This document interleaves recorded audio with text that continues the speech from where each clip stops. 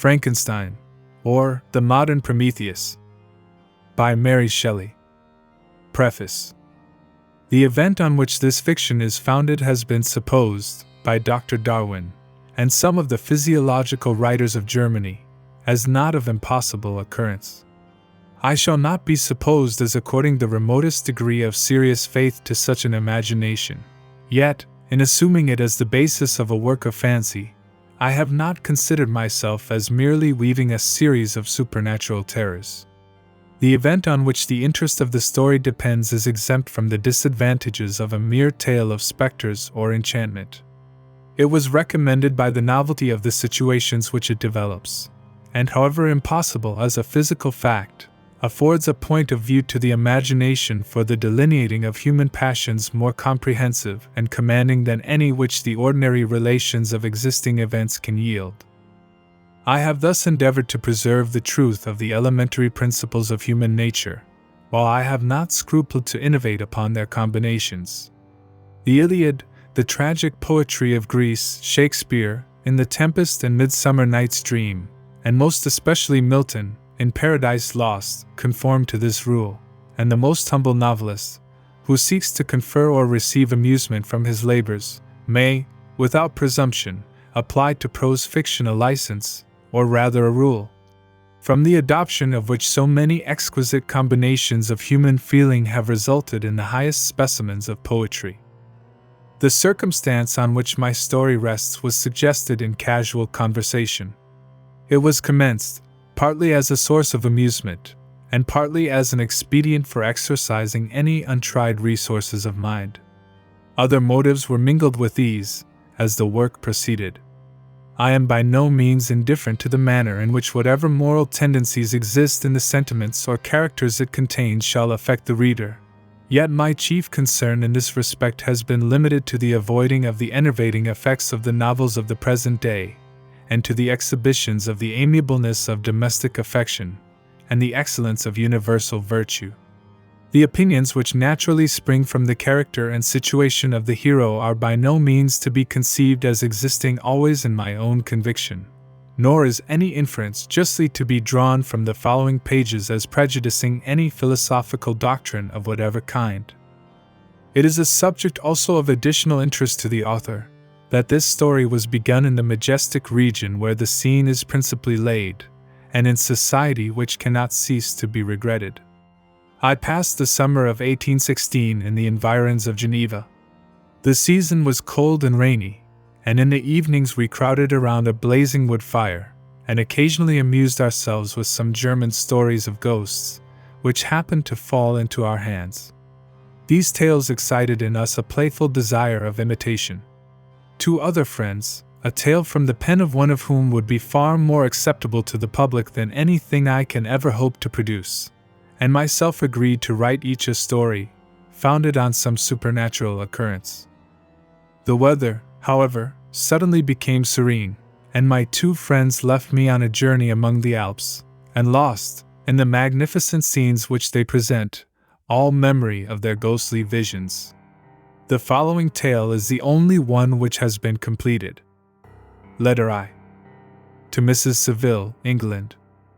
St. Petersburg, December 11th, 17. You will rejoice to hear that no disaster has accompanied the commencement of an enterprise which you have regarded with such evil forebodings. I arrived here yesterday, and my first task is to assure my dear sister of my welfare, and increasing confidence in the success of my undertaking. I am already far north of London, and as I walk in the streets of Petersburg, I feel a cold northern breeze play upon my cheeks, which braces my nerves and fills me with delight.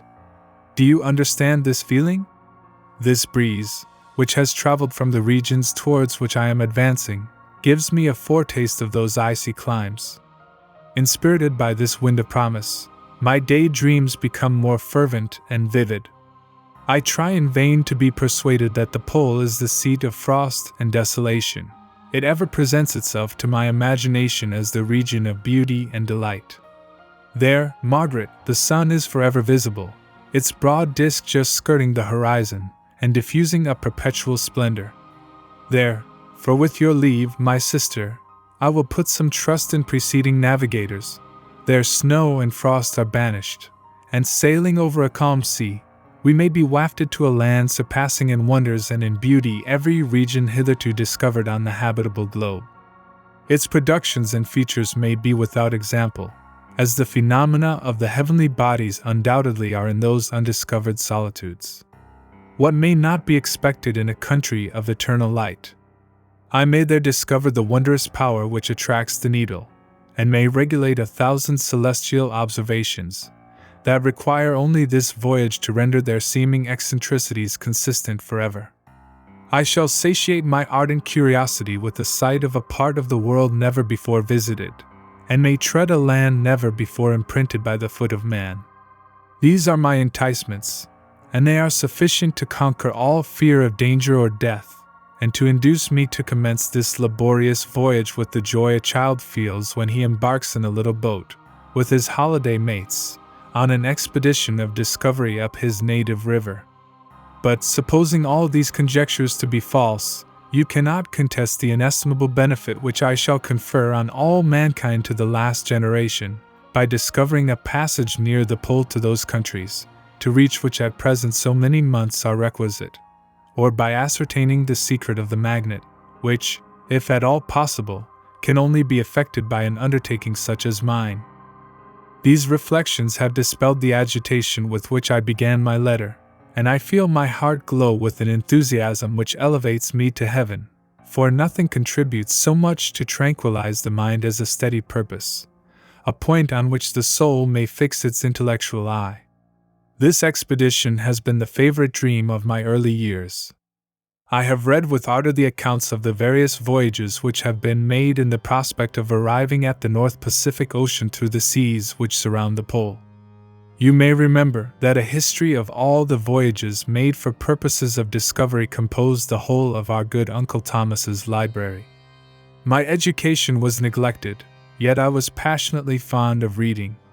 These volumes were my study day and night, and my familiarity with them increased that regret which I had felt, as a child, on learning that my father's dying injunction had forbidden my uncle to allow me to embark in a seafaring life. These visions faded when I perused, for the first time, those poets whose effusions entranced my soul, and lifted it to heaven. I also became a poet, and for 1 year lived in a paradise of my own creation. I imagined that I also might obtain a niche in the temple where the names of Homer and Shakespeare are consecrated. You are well acquainted with my failure, and how heavily I bore the disappointment. But just at that time I inherited the fortune of my cousin, and my thoughts were turned into the channel of their earlier bent. 6 years have passed since I resolved on my present undertaking. I can, even now, remember the hour from which I dedicated myself to this great enterprise. I commenced by inuring my body to hardship. I accompanied the whale fishers on several expeditions to the North Sea. I voluntarily endured cold, famine, thirst, and want of sleep.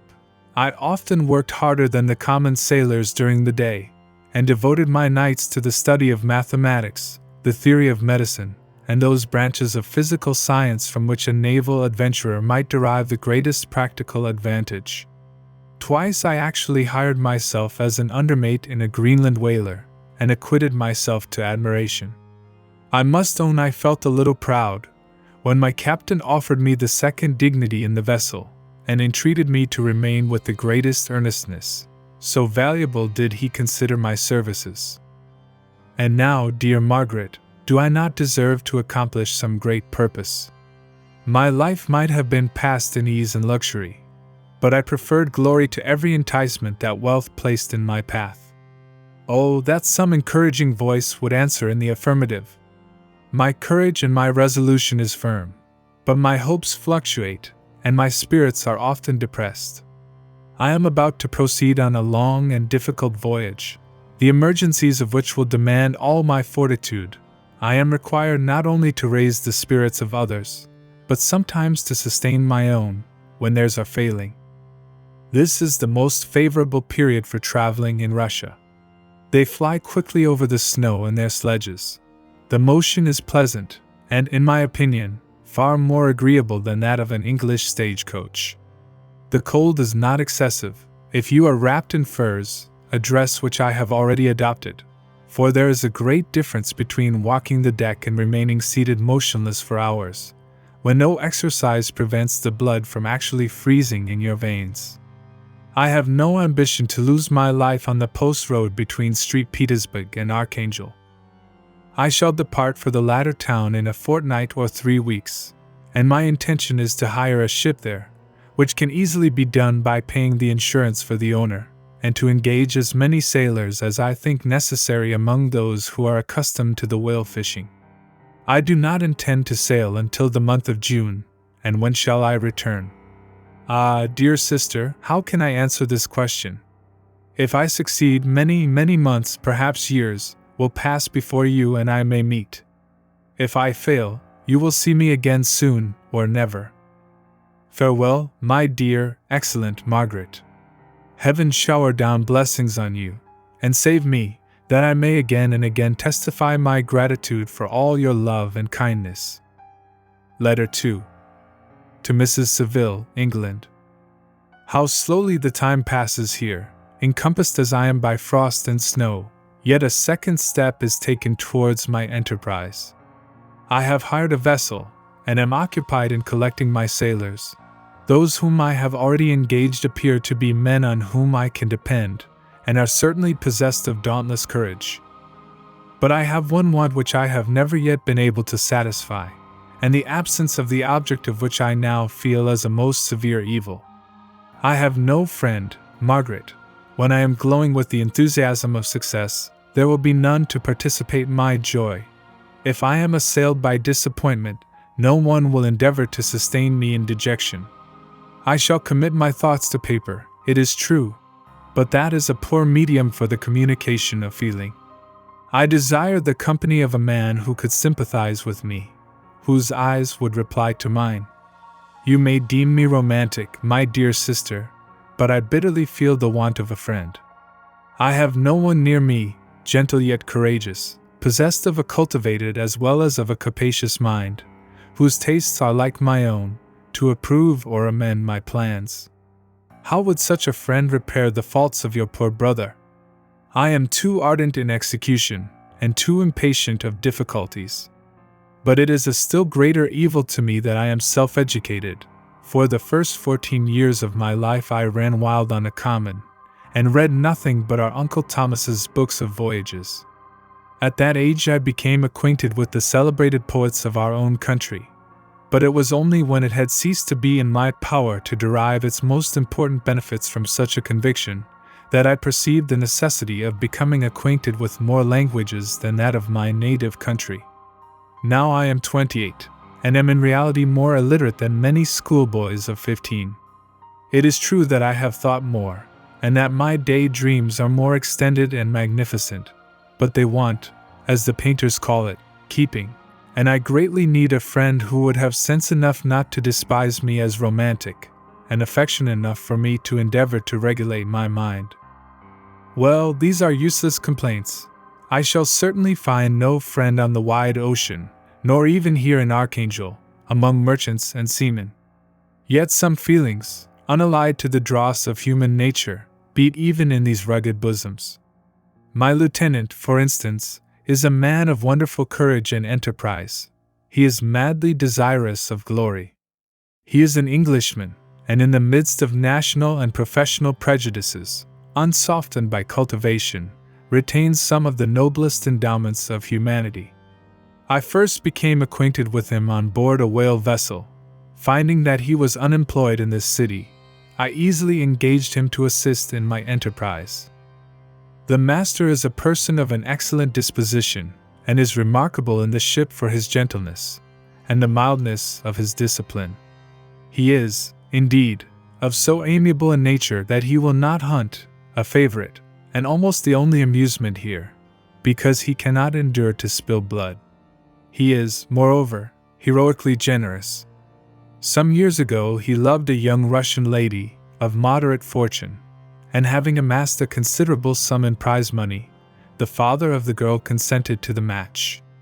He saw his mistress once before the destined ceremony, but she was bathed in tears, and throwing herself at his feet, entreated him to spare her, confessing at the same time that she loved another, but that he was poor, and that her father would never consent to the union.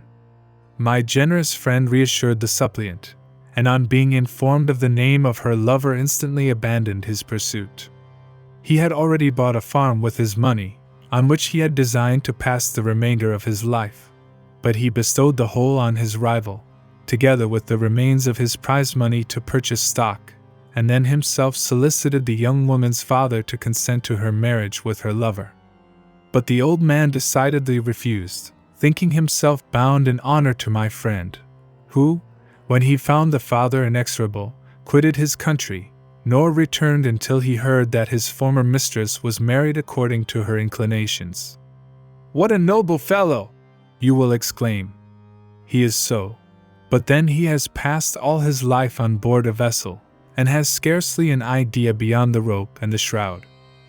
But do not suppose that, because I complain a little, or because I can conceive a consolation for my toils which I may never know, that I am wavering in my resolutions. Those are as fixed as fate, and my voyage is only now delayed until the weather shall permit my embarkation. The winter has been dreadfully severe, but the spring promises well, and it is considered as a remarkably early season, so that, perhaps, I may sail sooner than I expected. I shall do nothing rashly. You know me sufficiently to confide in my prudence and considerateness whenever the safety of others is committed to my care.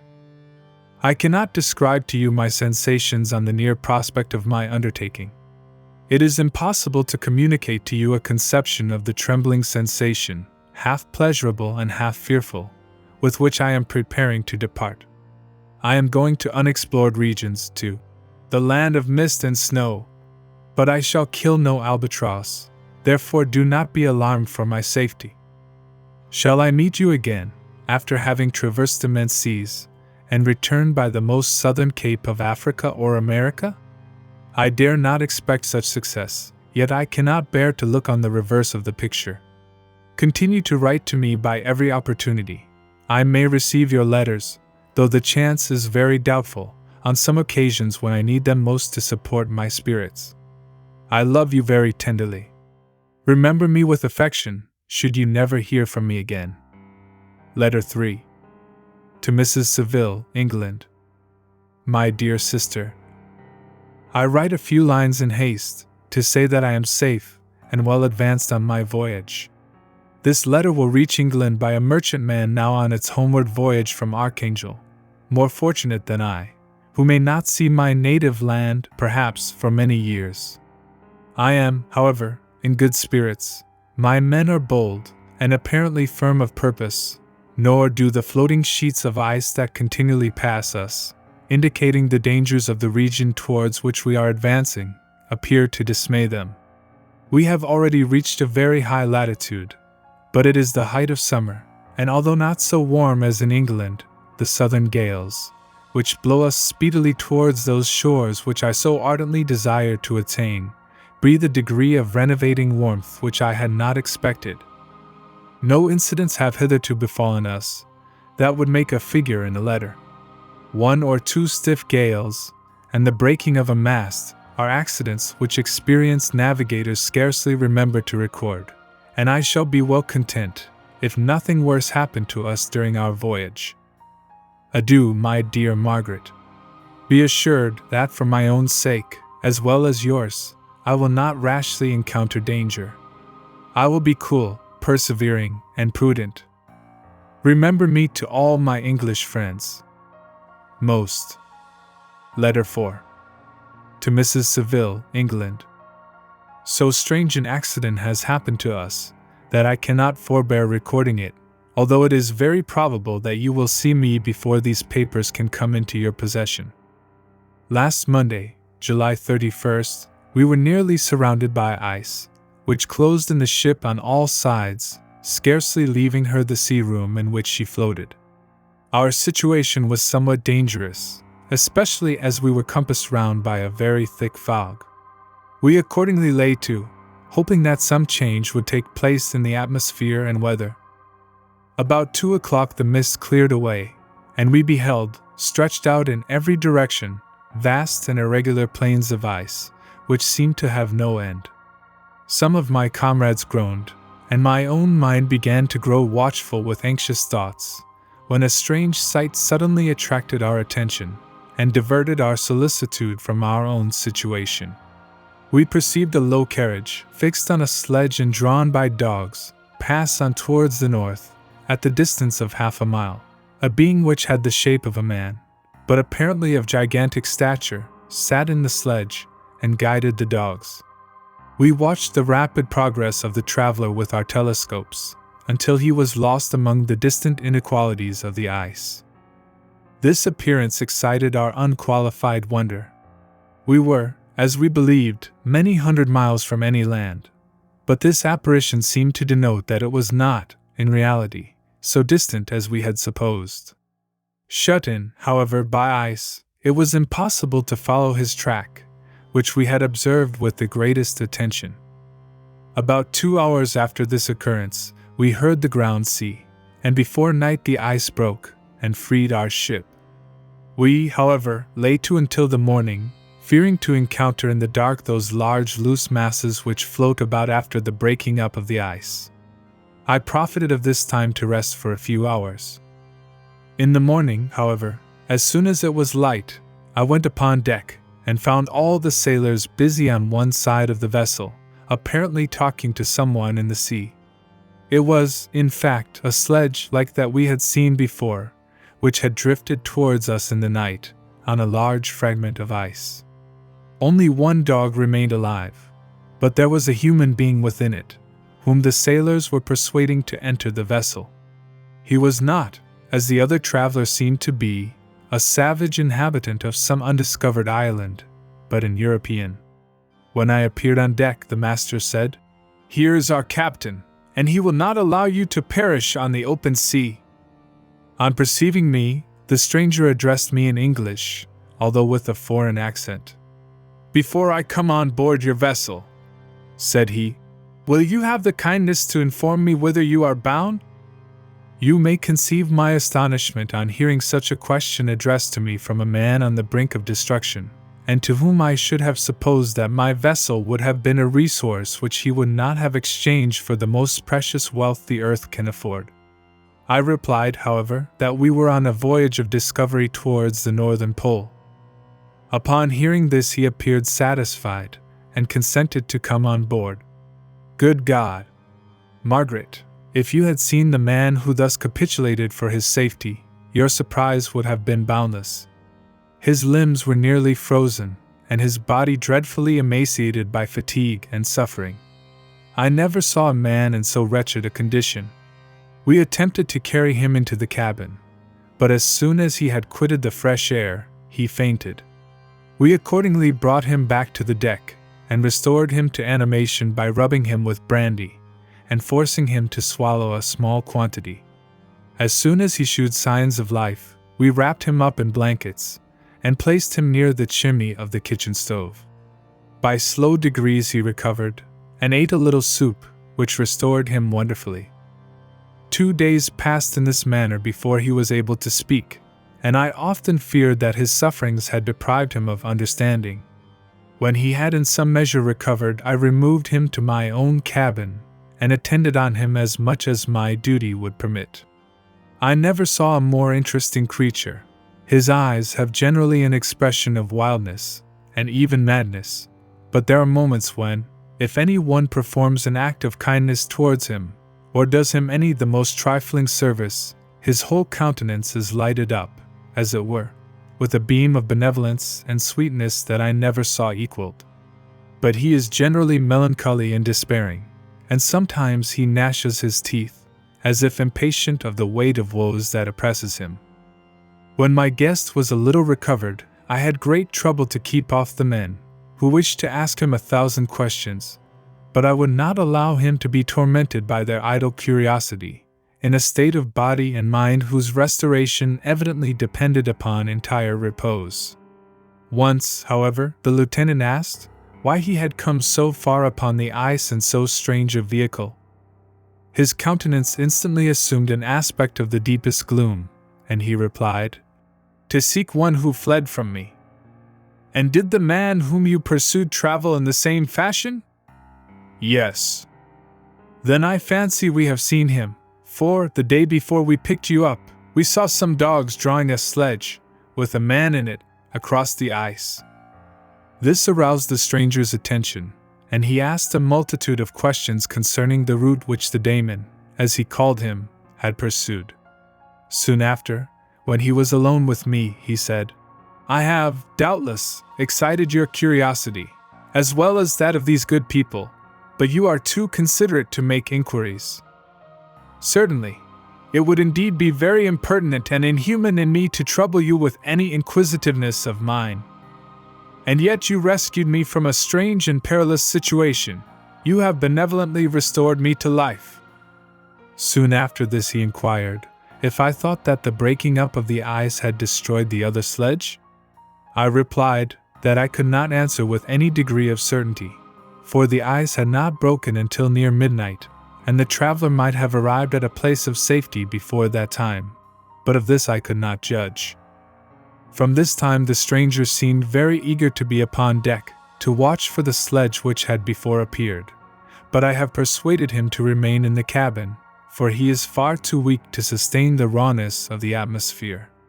But I have promised that someone should watch for him, and give him instant notice if any new object should appear in sight. Such is my journal of what relates to this strange occurrence up to the present day. The stranger has gradually improved in health, but is very silent, and appears uneasy when any one except myself enters his cabin. Yet his manners are so conciliating and gentle, that the sailors are all interested in him, although they have had very little communication with him. For my own part, I begin to love him as a brother, and his constant and deep grief fills me with sympathy and compassion. He must have been a noble creature in his better days, being even now in wreck so attractive and amiable. I said in one of my letters, "My dear Margaret, that I should find no friend on the wide ocean, yet I have found a man who, before his spirit had been broken by misery, I should have been happy to have possessed as the brother of my heart." I shall continue my journal concerning the stranger at intervals, should I have any fresh incidents to record. So strange an accident has happened to us, that I cannot forbear recording it, although it is very probable that you will see me before these papers can come into your possession. Last Monday, July 31st, we were nearly surrounded by ice, which closed in the ship on all sides, scarcely leaving her the sea room in which she floated. Our situation was somewhat dangerous, especially as we were compassed round by a very thick fog. We accordingly lay to, hoping that some change would take place in the atmosphere and weather. About 2 o'clock the mist cleared away, and we beheld, stretched out in every direction, vast and irregular plains of ice, which seemed to have no end. Some of my comrades groaned, and my own mind began to grow watchful with anxious thoughts, when a strange sight suddenly attracted our attention, and diverted our solicitude from our own situation. We perceived a low carriage, fixed on a sledge and drawn by dogs, pass on towards the north, at the distance of half a mile. A being which had the shape of a man, but apparently of gigantic stature, sat in the sledge, and guided the dogs. We watched the rapid progress of the traveler with our telescopes, until he was lost among the distant inequalities of the ice. This appearance excited our unqualified wonder. We were, as we believed, many hundred miles from any land, but this apparition seemed to denote that it was not, in reality, so distant as we had supposed. Shut in, however, by ice, it was impossible to follow his track, which we had observed with the greatest attention. About 2 hours after this occurrence, we heard the ground sea, and before night the ice broke, and freed our ship. We, however, lay to until the morning, fearing to encounter in the dark those large loose masses which float about after the breaking up of the ice. I profited of this time to rest for a few hours. In the morning, however, as soon as it was light, I went upon deck, and found all the sailors busy on one side of the vessel, apparently talking to someone in the sea. It was, in fact, a sledge like that we had seen before, which had drifted towards us in the night, on a large fragment of ice. Only one dog remained alive, but there was a human being within it, whom the sailors were persuading to enter the vessel. He was not, as the other travelers seemed to be, a savage inhabitant of some undiscovered island, but an European. When I appeared on deck, the master said, "Here is our captain, and he will not allow you to perish on the open sea." On perceiving me, the stranger addressed me in English, although with a foreign accent. "Before I come on board your vessel," said he, "will you have the kindness to inform me whither you are bound?" You may conceive my astonishment on hearing such a question addressed to me from a man on the brink of destruction, and to whom I should have supposed that my vessel would have been a resource which he would not have exchanged for the most precious wealth the earth can afford. I replied, however, that we were on a voyage of discovery towards the northern pole. Upon hearing this, he appeared satisfied, and consented to come on board. Good God! Margaret, if you had seen the man who thus capitulated for his safety, your surprise would have been boundless. His limbs were nearly frozen, and his body dreadfully emaciated by fatigue and suffering. I never saw a man in so wretched a condition. We attempted to carry him into the cabin, but as soon as he had quitted the fresh air, he fainted. We accordingly brought him back to the deck, and restored him to animation by rubbing him with brandy, and forcing him to swallow a small quantity. As soon as he showed signs of life, we wrapped him up in blankets, and placed him near the chimney of the kitchen stove. By slow degrees he recovered, and ate a little soup, which restored him wonderfully. 2 days passed in this manner before he was able to speak, and I often feared that his sufferings had deprived him of understanding. When he had in some measure recovered, I removed him to my own cabin, and attended on him as much as my duty would permit. I never saw a more interesting creature. His eyes have generally an expression of wildness, and even madness, but there are moments when, if any one performs an act of kindness towards him, or does him any the most trifling service, his whole countenance is lighted up, as it were, with a beam of benevolence and sweetness that I never saw equaled. But he is generally melancholy and despairing, and sometimes he gnashes his teeth, as if impatient of the weight of woes that oppresses him. When my guest was a little recovered, I had great trouble to keep off the men, who wished to ask him 1,000 questions, but I would not allow him to be tormented by their idle curiosity, in a state of body and mind whose restoration evidently depended upon entire repose. Once, however, the lieutenant asked why he had come so far upon the ice in so strange a vehicle. His countenance instantly assumed an aspect of the deepest gloom, and he replied, "To seek one who fled from me." "And did the man whom you pursued travel in the same fashion?" "Yes." "Then I fancy we have seen him, for, the day before we picked you up, we saw some dogs drawing a sledge, with a man in it, across the ice." This aroused the stranger's attention, and he asked a multitude of questions concerning the route which the daemon, as he called him, had pursued.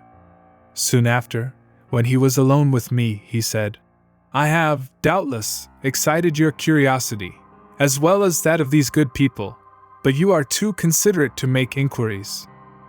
"Certainly, it would indeed be very impertinent and inhuman in me to trouble you with any inquisitiveness of mine. And yet you rescued me from a strange and perilous situation. You have benevolently restored me to life." Soon after this he inquired if I thought that the breaking up of the ice had destroyed the other sledge. I replied that I could not answer with any degree of certainty, for the ice had not broken until near midnight, and the traveler might have arrived at a place of safety before that time, but of this I could not judge. From this time the stranger seemed very eager to be upon deck, to watch for the sledge which had before appeared, but I have persuaded him to remain in the cabin, for he is far too weak to sustain the rawness of the atmosphere.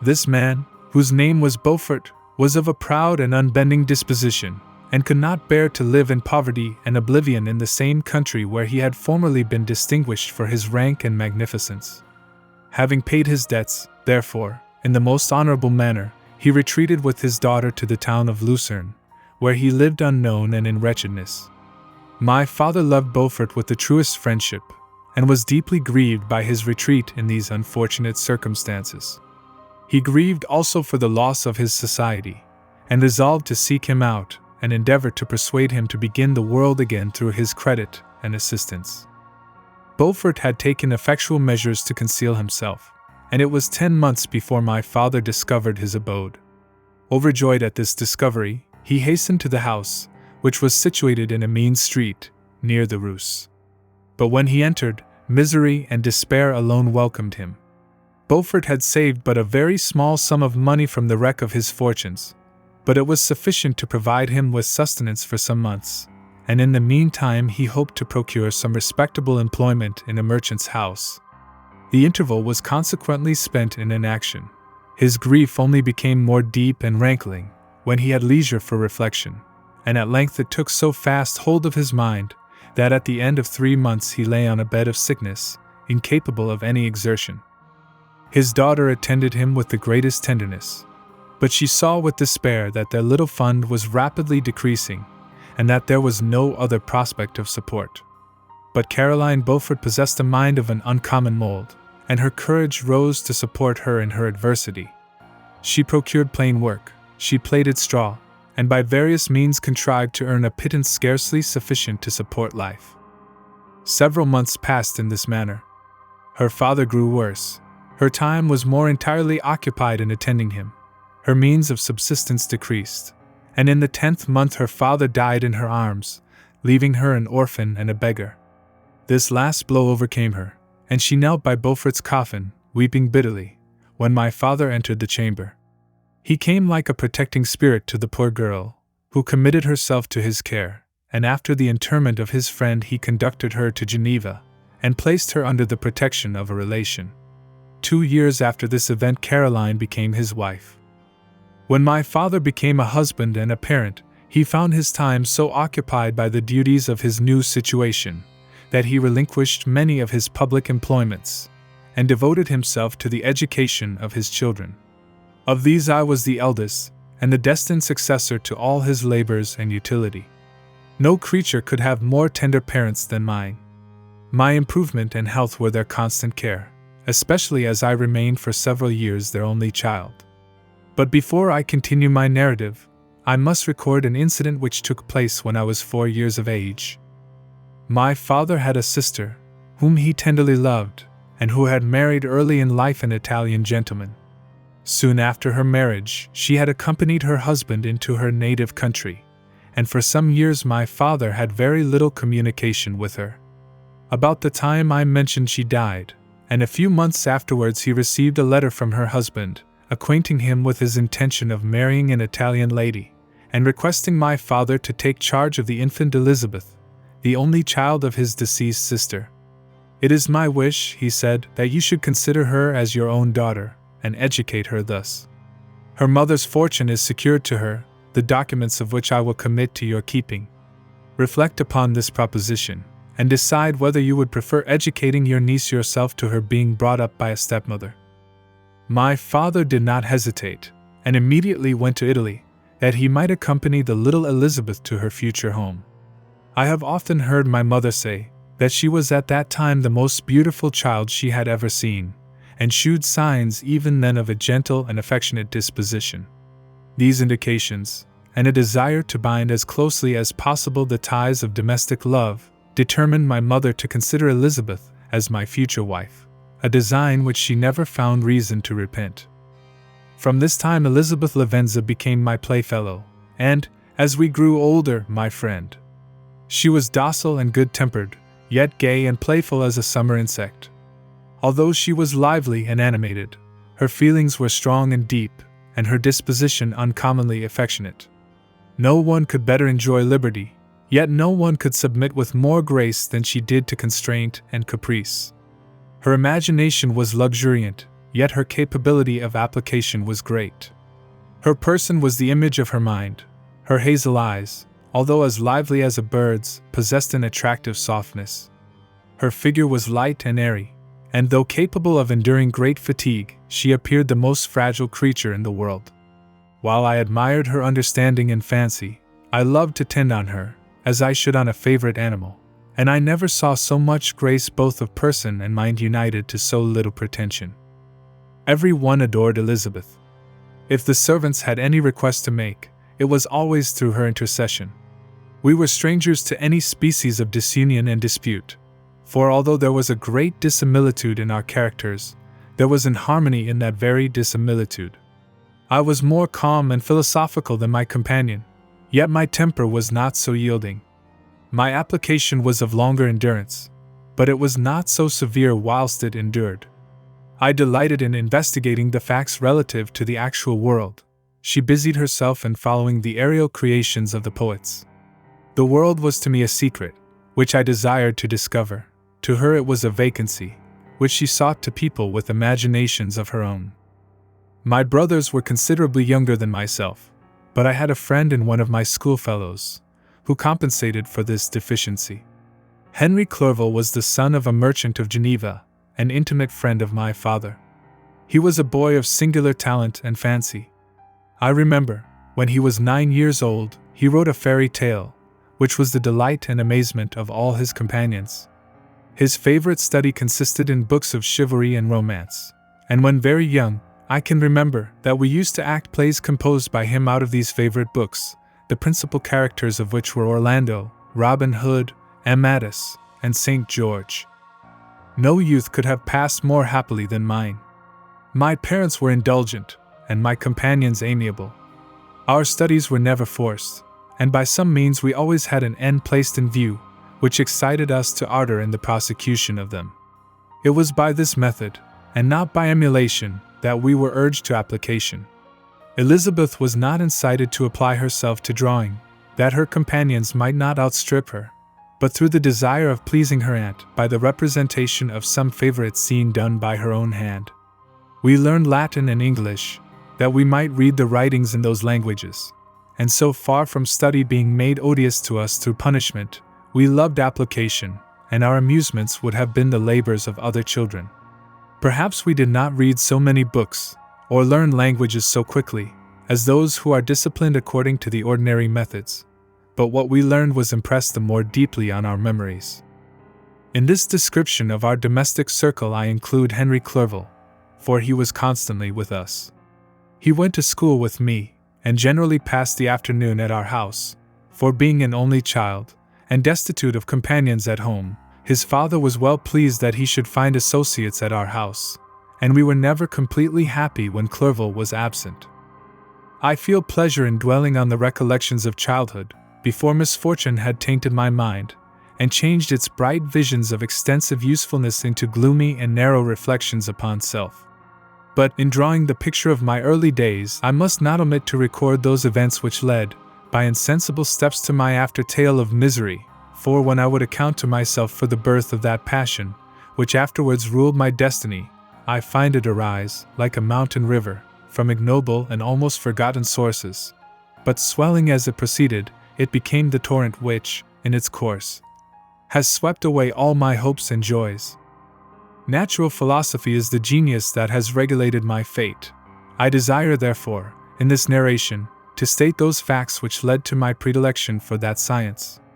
When I was 13 years of age, we all went on a party of pleasure to the baths near Thonon. The inclemency of the weather obliged us to remain a day confined to the inn. In this house I chanced to find a volume of the works of Cornelius Agrippa. I opened it with apathy. The theory which he attempts to demonstrate, and the wonderful facts which he relates, soon changed this feeling into enthusiasm. A new light seemed to dawn upon my mind, and bounding with joy, I communicated my discovery to my father. I cannot help remarking here the many opportunities instructors possess of directing the attention of their pupils to useful knowledge, which they utterly neglect. My father looked carelessly at the title page of my book, and said, "Ah, Cornelius Agrippa. My dear Victor, do not waste your time upon this, it is sad trash." If, instead of this remark, my father had taken the pains to explain to me that the principles of Agrippa had been entirely exploded, and that a modern system of science had been introduced, which possessed much greater powers than the ancient, because the powers of the latter were chimerical, while those of the former were real and practical, under such circumstances, I should certainly have thrown Agrippa aside, and, with my imagination warmed as it was, should probably have applied myself to the more rational theory of chemistry which has resulted from modern discoveries. It is even possible that the train of my ideas would never have received the fatal impulse that led to my ruin. But the cursory glance my father had taken of my volume by no means assured me that he was acquainted with its contents, and I continued to read with the greatest avidity. When I returned home, my first care was to procure the whole works of this author, and afterwards of Paracelsus and Albertus Magnus. I read and studied the wild fancies of these writers with delight. They appeared to me treasures known to few beside myself, and although I often wished to communicate these secret stores of knowledge to my father, yet his indefinite censure of my favorite Agrippa always withheld me. I disclosed my discoveries to Elizabeth, therefore, under a promise of strict secrecy, but she did not interest herself in the subject, and I was left by her to pursue my studies alone. It may appear very strange that a disciple of Albertus Magnus should arise in the 18th century, but our family was not scientifical, and I had not attended any of the lectures given at the schools of Geneva. My dreams were therefore undisturbed by reality, and I entered with the greatest diligence into the search of the philosopher's stone and the elixir of life. But the latter obtained my most undivided attention. Wealth was an inferior object, but what glory would attend the discovery, if I could banish disease from the human frame, and render man invulnerable to any but a violent death? Nor were these my only visions. The raising of ghosts or devils was a promise liberally accorded by my favorite authors, the fulfillment of which I most eagerly sought, and if my incantations were always unsuccessful, I attributed the failure rather to my own inexperience and mistake, than to a want of skill or fidelity in my instructors. The natural phenomena that take place every day before our eyes did not escape my examinations. Distillation, and the wonderful effects of steam, processes of which my favorite authors were utterly ignorant, excited my astonishment. But my utmost wonder was engaged by some experiments on an air pump, which I saw employed by a gentleman whom we were in the habit of visiting. The ignorance of the early philosophers on these and several other points served to decrease their credit with me, but I could not entirely throw them aside, before some other system should occupy their place in my mind. When I was about 15 years old, we had retired to our house near Belrive, when we witnessed a most violent and terrible thunderstorm. It advanced from behind the mountains of Jura, and the thunder burst at once with frightful loudness from various quarters of the heavens. I remained, while the storm lasted, watching its progress with curiosity and delight. As I stood at the door, on a sudden I beheld a stream of fire issue from an old and beautiful oak, which stood about 20 yards from our house, and so soon as the dazzling light vanished, the oak had disappeared, and nothing remained but a blasted stump. When we visited it the next morning, we found the tree shattered in a singular manner. It was not splintered by the shock, but entirely reduced to thin ribbands of wood. I never beheld anything so utterly destroyed. The catastrophe of this tree excited my extreme astonishment, and I eagerly inquired of my father the nature and origin of thunder and lightning. He replied, electricity, describing at the same time the various effects of that power. He constructed a small electrical machine, and exhibited a few experiments. He made also a kite, with a wire and string, which drew down that fluid from the clouds. This last stroke completed the overthrow of Cornelius Agrippa, Albertus Magnus, and Paracelsus, who had so long reigned the lords of my imagination. But by some fatality I did not feel inclined to commence the study of any modern system, and this disinclination was influenced by the following circumstance. My father expressed a wish that I should attend a course of lectures upon natural philosophy, to which I cheerfully consented. Some accident prevented my attending these lectures until the course was nearly finished. The lecture, being therefore one of the last, was entirely incomprehensible to me. The professor discoursed with the greatest fluency of potassium and boron, of sulfates and oxides, terms to which I could affix no idea, and I became disgusted with the science of natural philosophy, although I still read Pliny and Buffon with delight, authors, in my estimation, of nearly equal interest and utility. My occupations at this age were principally the mathematics, and most of the branches of study appertaining to that science. I was busily employed in learning languages. Latin was already familiar to me, and I began to read some of the easiest Greek authors without the help of a lexicon. I also perfectly understood English and German. This is the list of my accomplishments at the age of 17, and you may conceive that my hours were fully employed in acquiring and maintaining a knowledge of this various literature. Another task also devolved upon me, when I became the instructor of my brothers. Ernest was 6 years younger than myself, and was my principal pupil. He had been afflicted with ill health from his infancy, through which Elizabeth and I had been his constant nurses. His disposition was gentle, but he was incapable of any severe application. William, the youngest of our family, was yet an infant, and the most beautiful little fellow in the world. His lively blue eyes, dimpled cheeks, and endearing manners inspired the tenderest affection. Such was our domestic circle, from which care and pains seemed forever banished. My father directed our studies, and my mother partook of our enjoyments. Neither of us possessed the slightest preeminence over the other. The voice of command was never heard amongst us, but mutual affection engaged us all to comply with and obey the slightest desire of each other. Chapter 2. When I had attained the age of 17, my parents resolved that I should become a student at the University of Ingolstadt. I had hitherto attended the schools of Geneva, but my father thought it necessary, for the completion of my education, that I should be made acquainted with other customs than those of my native country. My departure was therefore fixed at an early date, but before the day resolved upon could arrive, the first misfortune of my life occurred, an omen, as it were, of my future misery. Elizabeth had caught the scarlet fever, but her illness was not severe, and she quickly recovered. During her confinement, many arguments had been urged to persuade my mother to refrain from attending upon her. She had, at first, yielded to our entreaties, but when she heard that her favorite was recovering, she could no longer debar herself from her society, and entered her chamber long before the danger of infection was past. The consequences of this imprudence were fatal. On the third day my mother sickened. Her fever was very malignant, and the looks of her attendants prognosticated the worst event. On her deathbed the fortitude and benignity of this admirable woman did not desert her. She joined the hands of Elizabeth and myself. "My children," she said, "my firmest hopes of future happiness were placed on the prospect of your union. This expectation will now be the consolation of your father. Elizabeth, my love, you must supply my place to your younger cousins. Alas! I regret that I am taken from you, and happy and beloved as I have been, is it not hard to quit you all?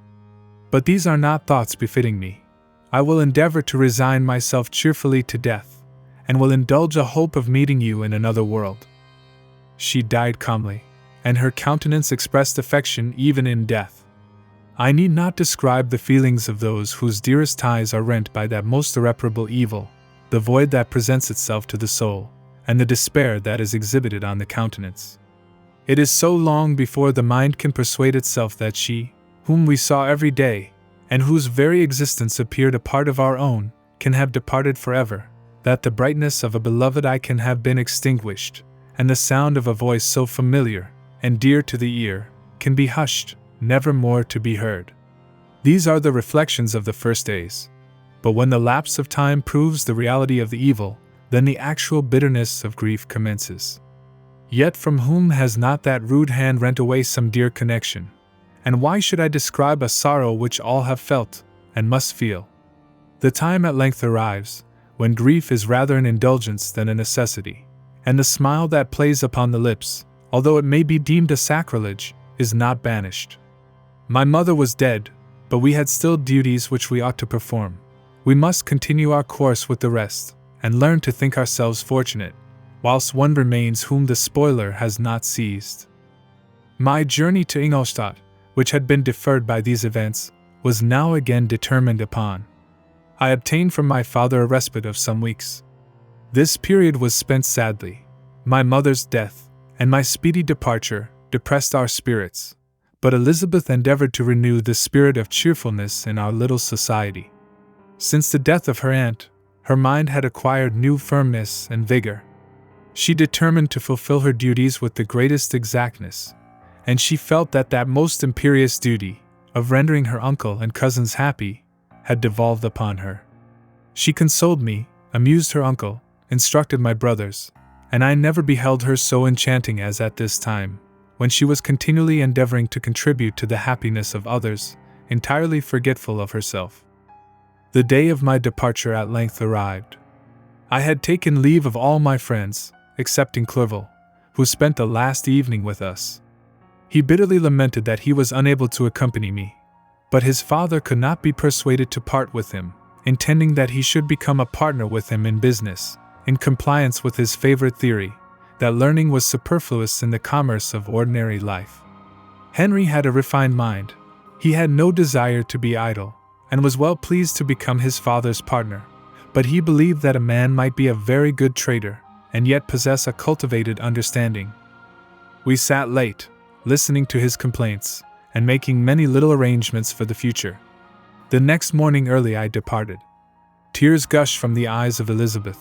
They proceeded partly from sorrow at my departure, and partly because she reflected that the same journey was to have taken place 3 months before, when a mother's blessing would have accompanied me. I threw myself into the chaise that was to convey me away, and indulged in the most melancholy reflections. I, who had ever been surrounded by amiable companions, continually engaged in endeavoring to bestow mutual pleasure, I was now alone.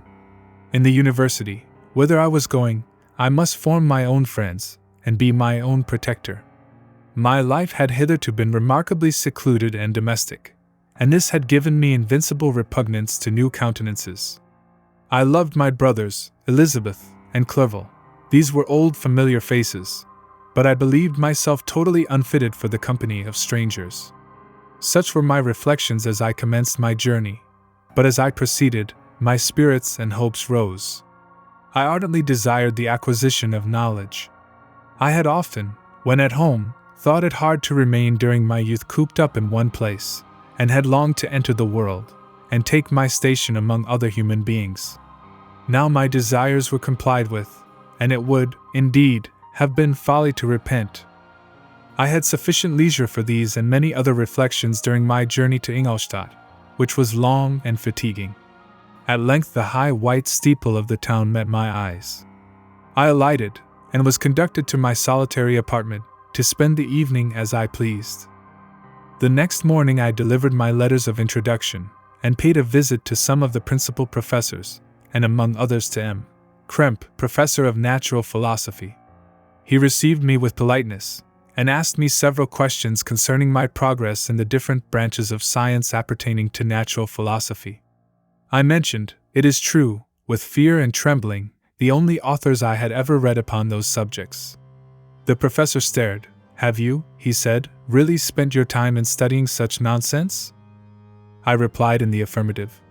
"Every minute," continued M. Krempe with warmth, "every instant that you have wasted on those books is utterly and entirely lost. You have burdened your memory with exploded systems and useless names. Good God! In what desert land have you lived, where no one was kind enough to inform you that these fancies, which you have so greedily imbibed, are 1,000 years old, and as musty as they are ancient? I little expected in this enlightened and scientific age to find a disciple of Albertus Magnus and Paracelsus. My dear sir, you must begin your studies entirely anew." So saying, he stepped aside, and wrote down a list of several books treating of natural philosophy, which he desired me to procure, and dismissed me, after mentioning that in the beginning of the following week he intended to commence a course of lectures upon natural philosophy in its general relations, and that M. Waldman, a fellow professor, would lecture upon chemistry the alternate days that he missed. I returned home, not disappointed, for I had long considered those authors useless whom the professor had so strongly reprobated, but I did not feel much inclined to study the books which I procured at his recommendation. M. Kremp was a little squat man, with a gruff voice and repulsive countenance. The teacher, therefore, did not prepossess me in favor of his doctrine. Besides, I had a contempt for the uses of modern natural philosophy.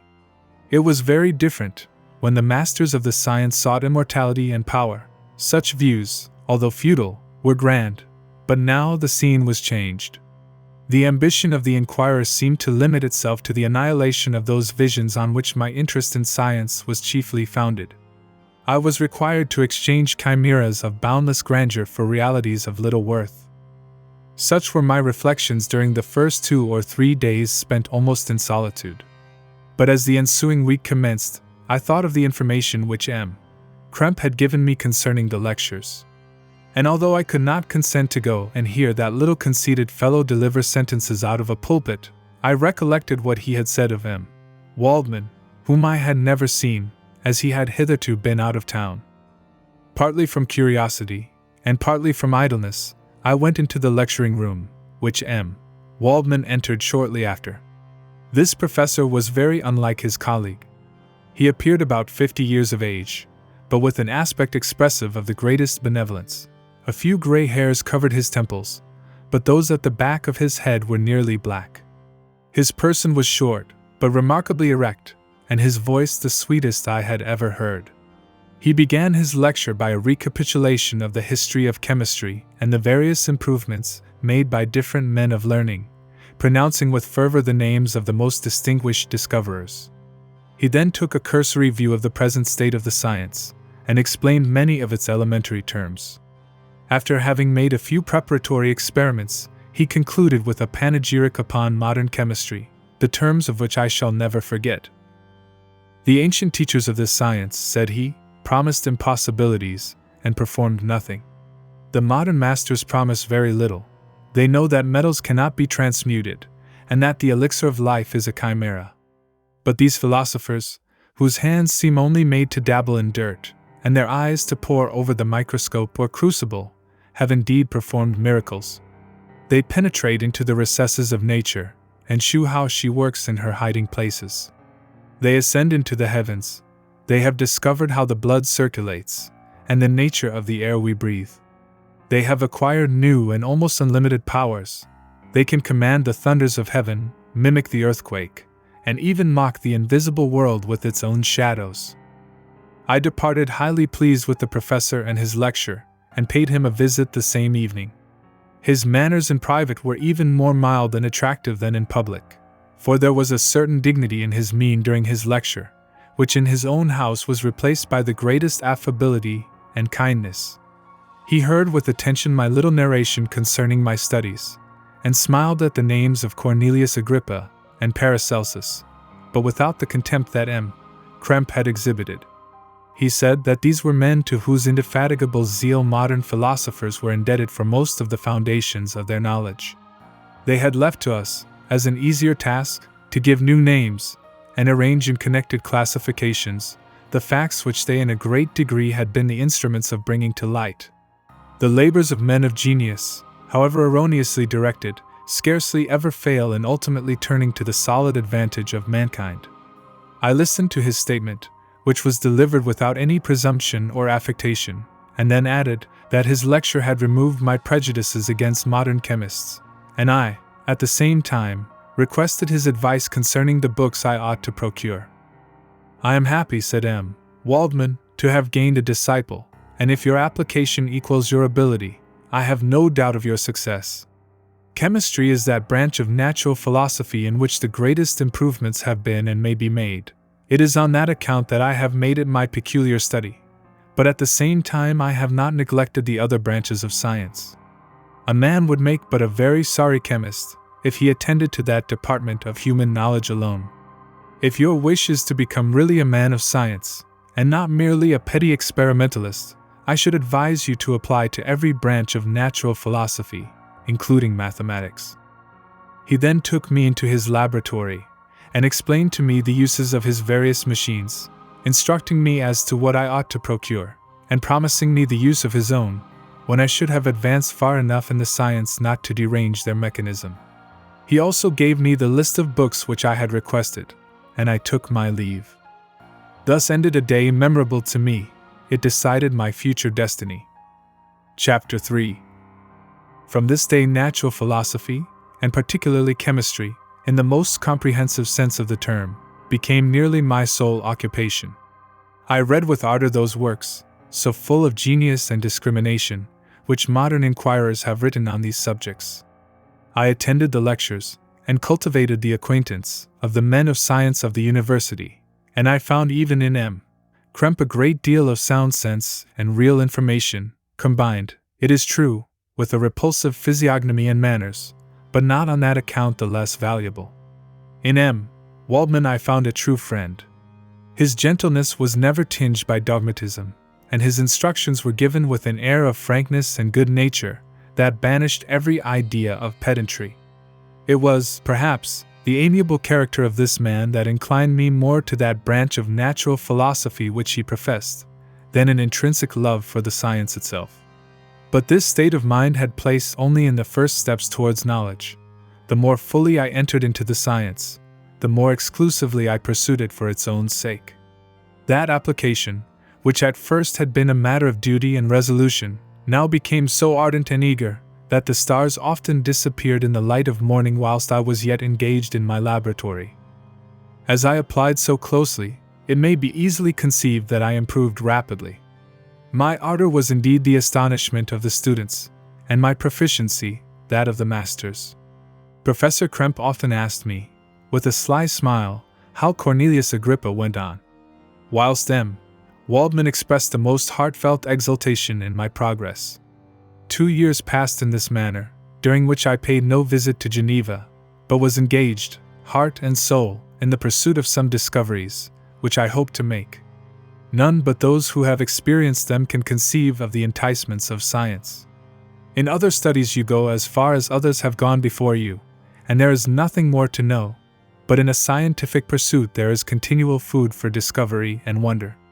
A mind of moderate capacity, which closely pursues one study, must infallibly arrive at great proficiency in that study, and I, who continually sought the attainment of one object of pursuit, and was solely wrapped up in this, improved so rapidly that, at the end of 2 years, I made some discoveries in the improvement of some chemical instruments, which procured me great esteem and admiration at the university.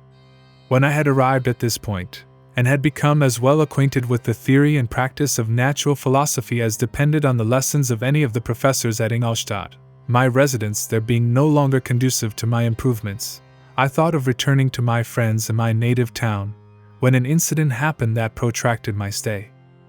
One of the phenomena which had peculiarly attracted my attention was the structure of the human frame, and indeed, any animal endued with life.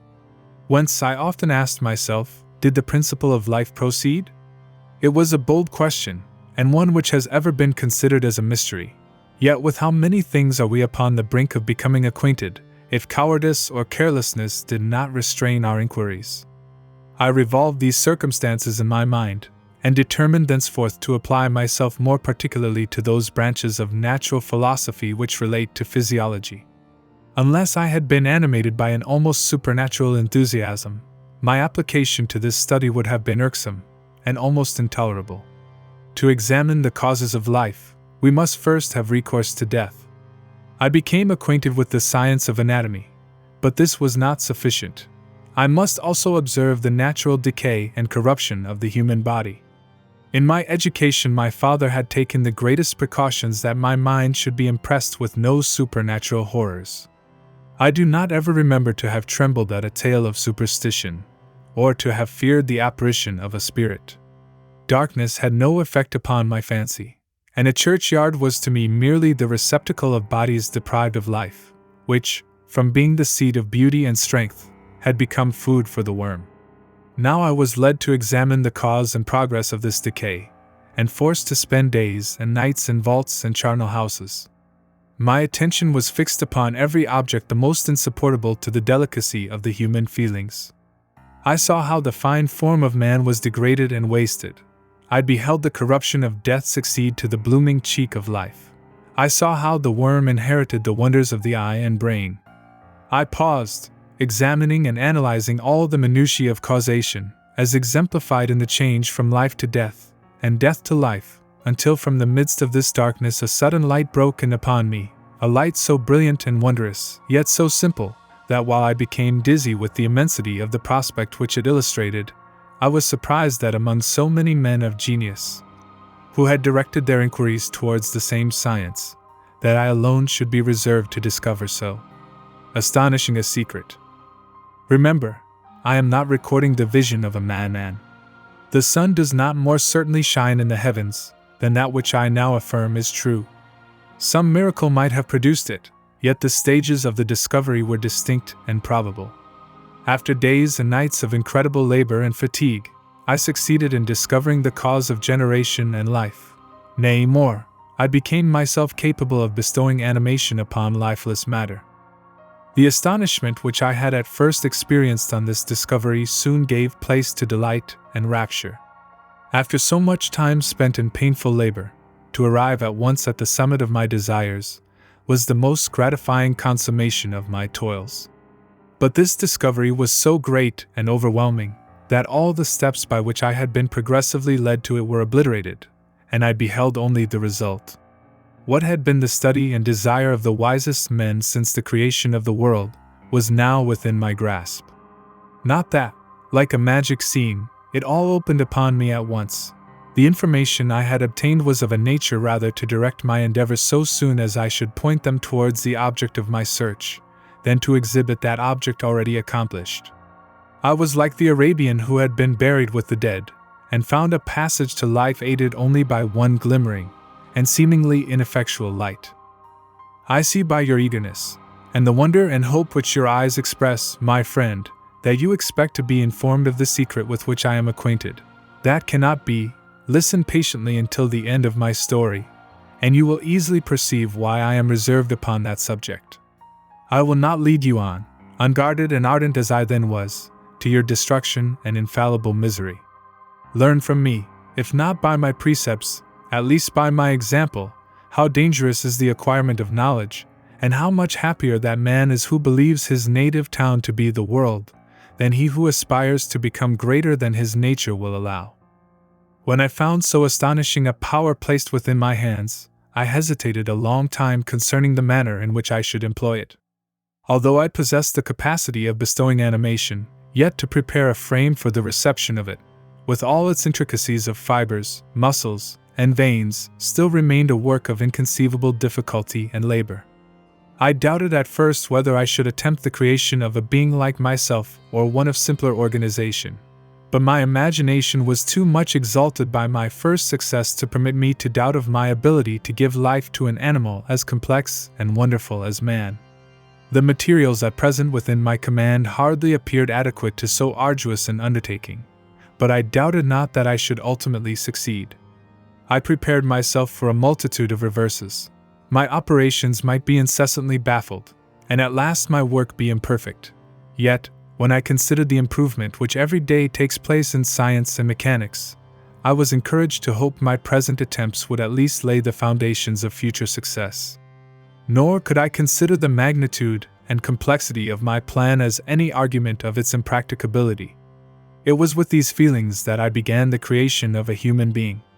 As the minuteness of the parts formed a great hindrance to my speed, I resolved, contrary to my first intention, to make the being of a gigantic stature, that is to say, about 8 feet in height, and proportionably large. After having formed this determination, and having spent some months in successfully collecting and arranging my materials, I began.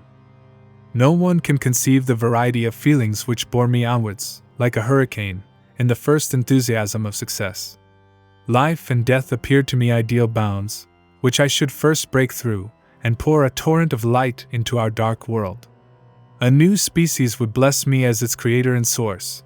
Many happy and excellent natures would owe their being to me. No father could claim the gratitude of his child so completely as I should deserve theirs.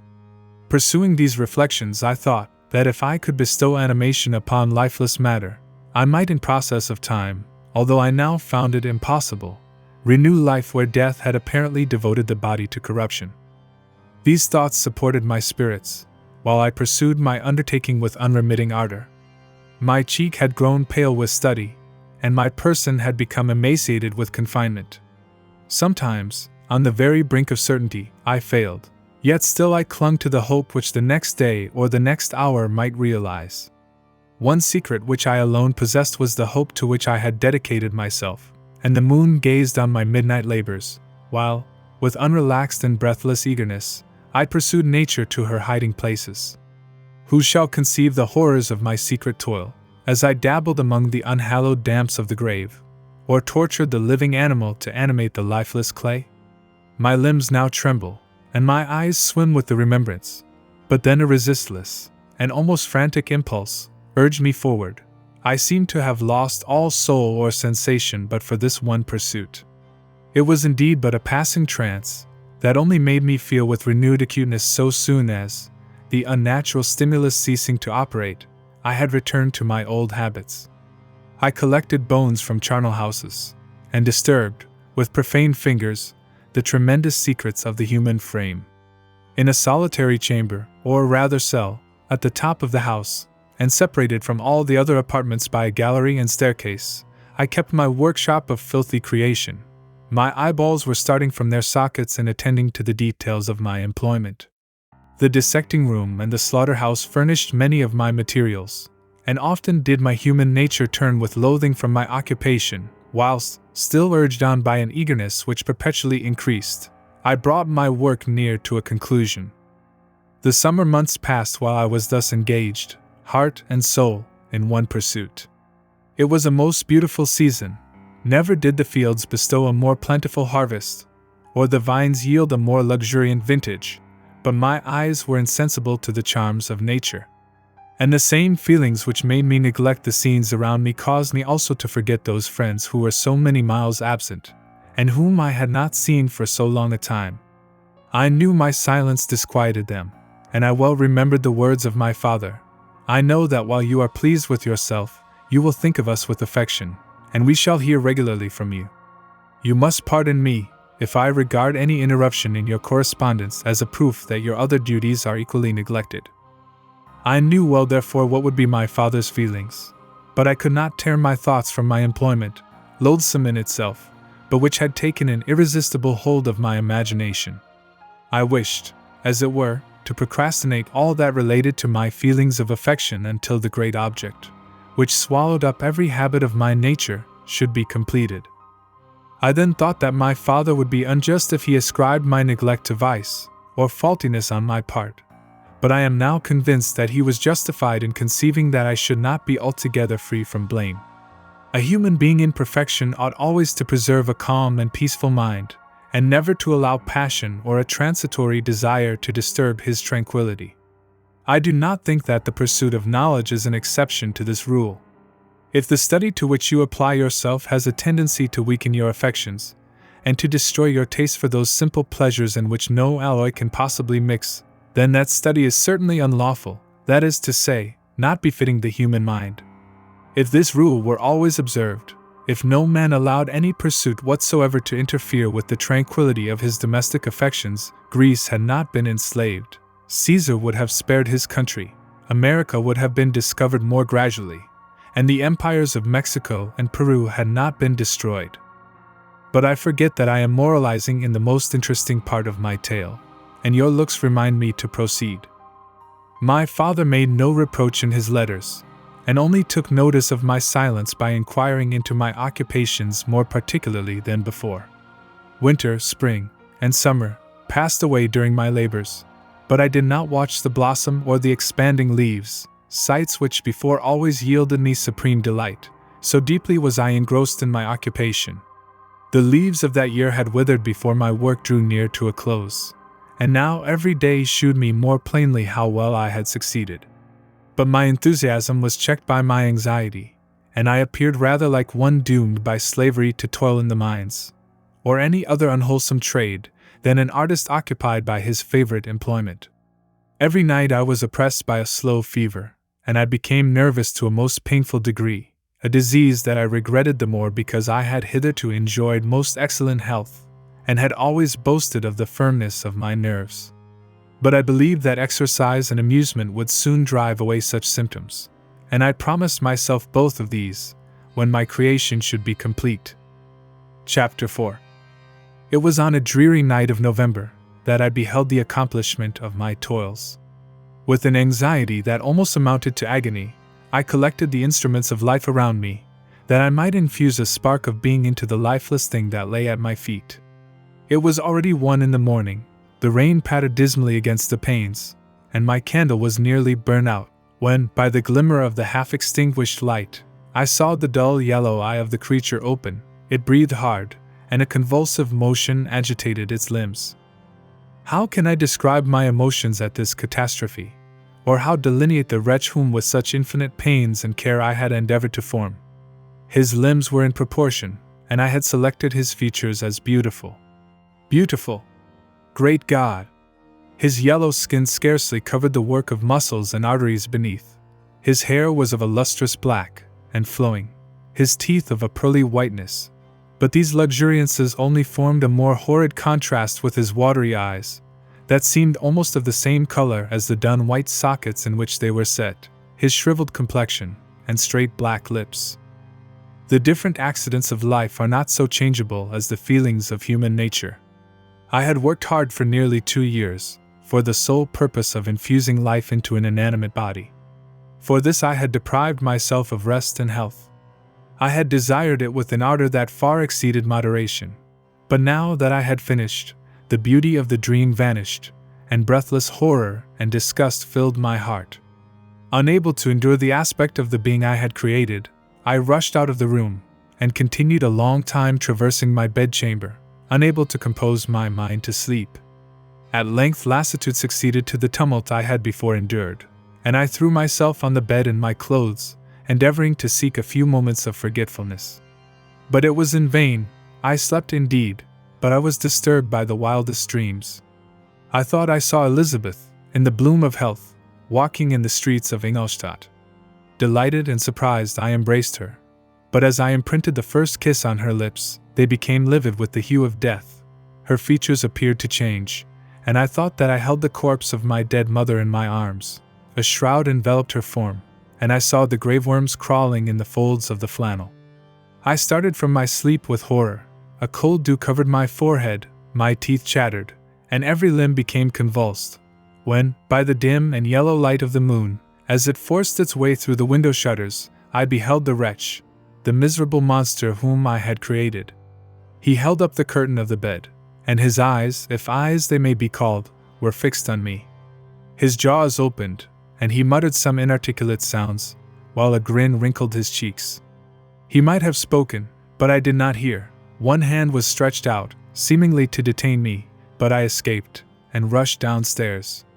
I took refuge in the courtyard belonging to the house which I inhabited, where I remained during the rest of the night, walking up and down in the greatest agitation, listening attentively, catching and fearing each sound as if it were to announce the approach of the demoniacal corpse to which I had so miserably given life. Oh! No mortal could support the horror of that countenance. A mummy again endued with animation could not be so hideous as that wretch. I had gazed on him while unfinished. He was ugly then, but when those muscles and joints were rendered capable of motion, it became a thing such as even Dante could not have conceived. I passed the night wretchedly. Sometimes my pulse beat so quickly and hardly that I felt the palpitation of every artery.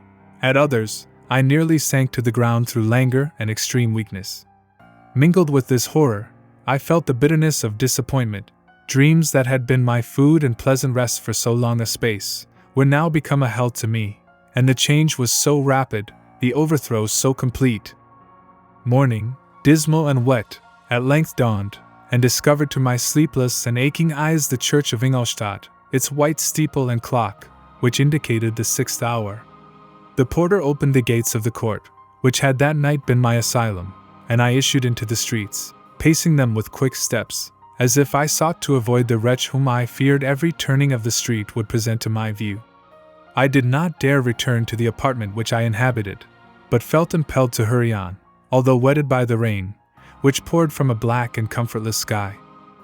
I continued walking in this manner for some time, endeavoring, by bodily exercise, to ease the load that weighed upon my mind. I traversed the streets, without any clear conception of where I was, or what I was doing. My heart palpitated in the sickness of fear, and I hurried on with irregular steps, not daring to look about me. Like one who, on a lonely road, doth walk in fear and dread, and having once turned round, walks on, and turns no more his head, because he knows a frightful fiend doth close behind him tread. Continuing thus, I came at length opposite to the inn at which the various diligences and carriages usually stopped. Here I paused, I knew not why, but I remained some minutes with my eyes fixed on a coach that was coming towards me from the other end of the street. As it drew nearer, I observed that it was the Swiss diligence. It stopped just where I was standing, and on the door being opened, I perceived Henry Clerval, who, on seeing me, instantly sprung out.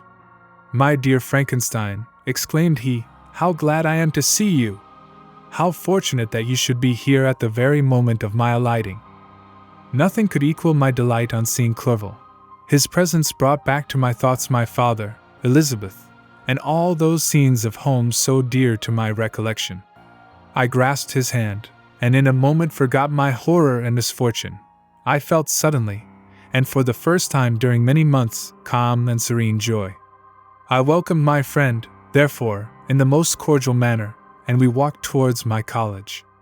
Clerval continued talking for some time about our mutual friends, and his own good fortune in being permitted to come to Ingolstadt. "You may easily believe," said he, "how great was the difficulty to persuade my father that it was not absolutely necessary for a merchant not to understand anything except bookkeeping, and indeed, I believe I left him incredulous to the last, for his constant answer to my unwearied entreaties was the same as that of the Dutch schoolmaster in the Vicar of Wakefield: 'I have 10,000 florins a year without Greek. I eat heartily without Greek.' But his affection for me at length overcame his dislike of learning, and he has permitted me to undertake a voyage of discovery to the land of knowledge. It gives me the greatest delight to see you, but tell me how you left my father, brothers, and Elizabeth." "Very well, and very happy, only a little uneasy that they hear from you so seldom. By the by, I mean to lecture you a little upon their account myself. But my dear Frankenstein," continued he, stopping short, and gazing full in my face, "I did not before remark how very ill you appear, so thin and pale. You look as if you had been watching for several nights." "You have guessed right. I have lately been so deeply engaged in one occupation, that I have not allowed myself sufficient rest, as you see, but I sincerely hope, that all these employments are now at an end, and that I am at length free." I trembled excessively. I could not endure to think of, and far less to allude to the occurrences of the preceding night. I walked with a quick pace, and we soon arrived at my college. I then reflected, and the thought made me shiver, that the creature whom I had left in my apartment might still be there, alive, and walking about. I dreaded to behold this monster, but I feared still more that Henry should see him. Entreating him therefore to remain a few minutes at the bottom of the stairs, I darted up towards my own room. My hand was already on the lock of the door before I recollected myself. I then paused, and a cold shivering came over me. I threw the door forcibly open, as children are accustomed to do when they expect a spectre to stand in waiting for them on the other side, but nothing appeared. I stepped fearfully in. The apartment was empty, and my bedroom was also freed from its hideous guest. I could hardly believe that so great a good fortune could have befallen me. But when I became assured that my enemy had indeed fled, I clapped my hands for joy, and ran down to Clerval. We ascended into my room, and the servant presently brought breakfast, but I was unable to contain myself. It was not joy only that possessed me. I felt my flesh tingle with excess of sensitiveness, and my pulse beat rapidly. I was unable to remain for a single instant in the same place. I jumped over the chairs, clapped my hands, and laughed aloud.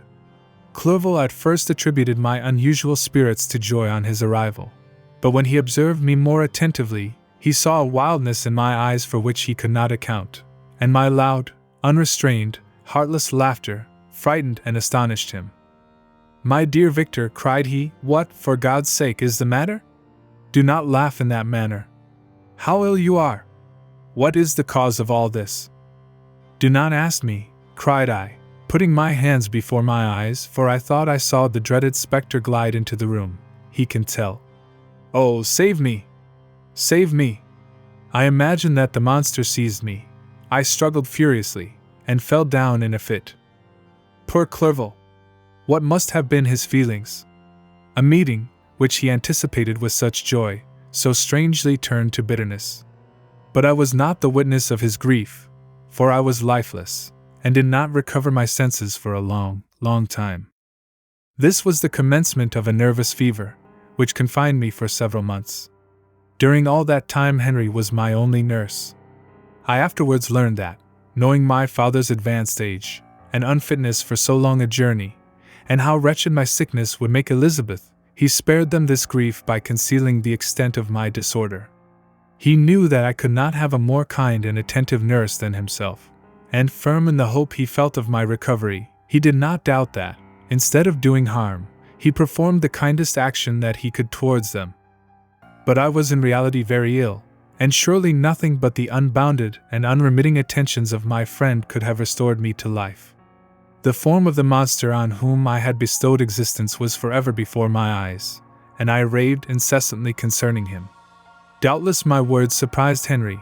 He at first believed them to be the wanderings of my disturbed imagination, but the pertinacity with which I continually recurred to the same subject persuaded him that my disorder indeed owed its origin to some uncommon and terrible event. By very slow degrees, and with frequent relapses, that alarmed and grieved my friend, I recovered. I remember the first time I became capable of observing outward objects with any kind of pleasure. I perceived that the fallen leaves had disappeared, and that the young buds were shooting forth from the trees that shaded my window. It was a divine spring, and the season contributed greatly to my convalescence. I felt also sentiments of joy and affection revive in my bosom. My gloom disappeared, and in a short time I became as cheerful as before I was attacked by the fatal passion.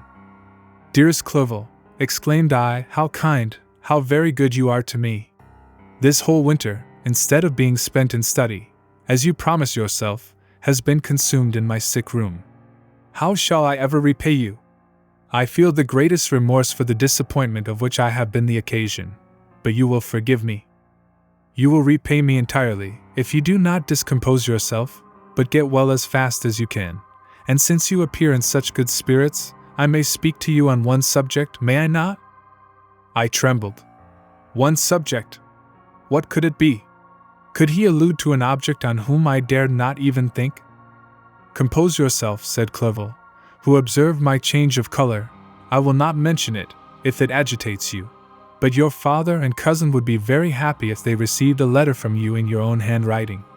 They hardly know how ill you have been, and are uneasy at your long silence. Is that all? My dear Henry, how could you suppose that my first thought would not fly towards those dear, dear friends whom I love, and who are so deserving of my love? If this is your present temper, my friend, you will perhaps be glad to see a letter that has been lying here some days for you. It is from your cousin, I believe. Chapter 5. Clerval then put the following letter into my hands. To V. Frankenstein.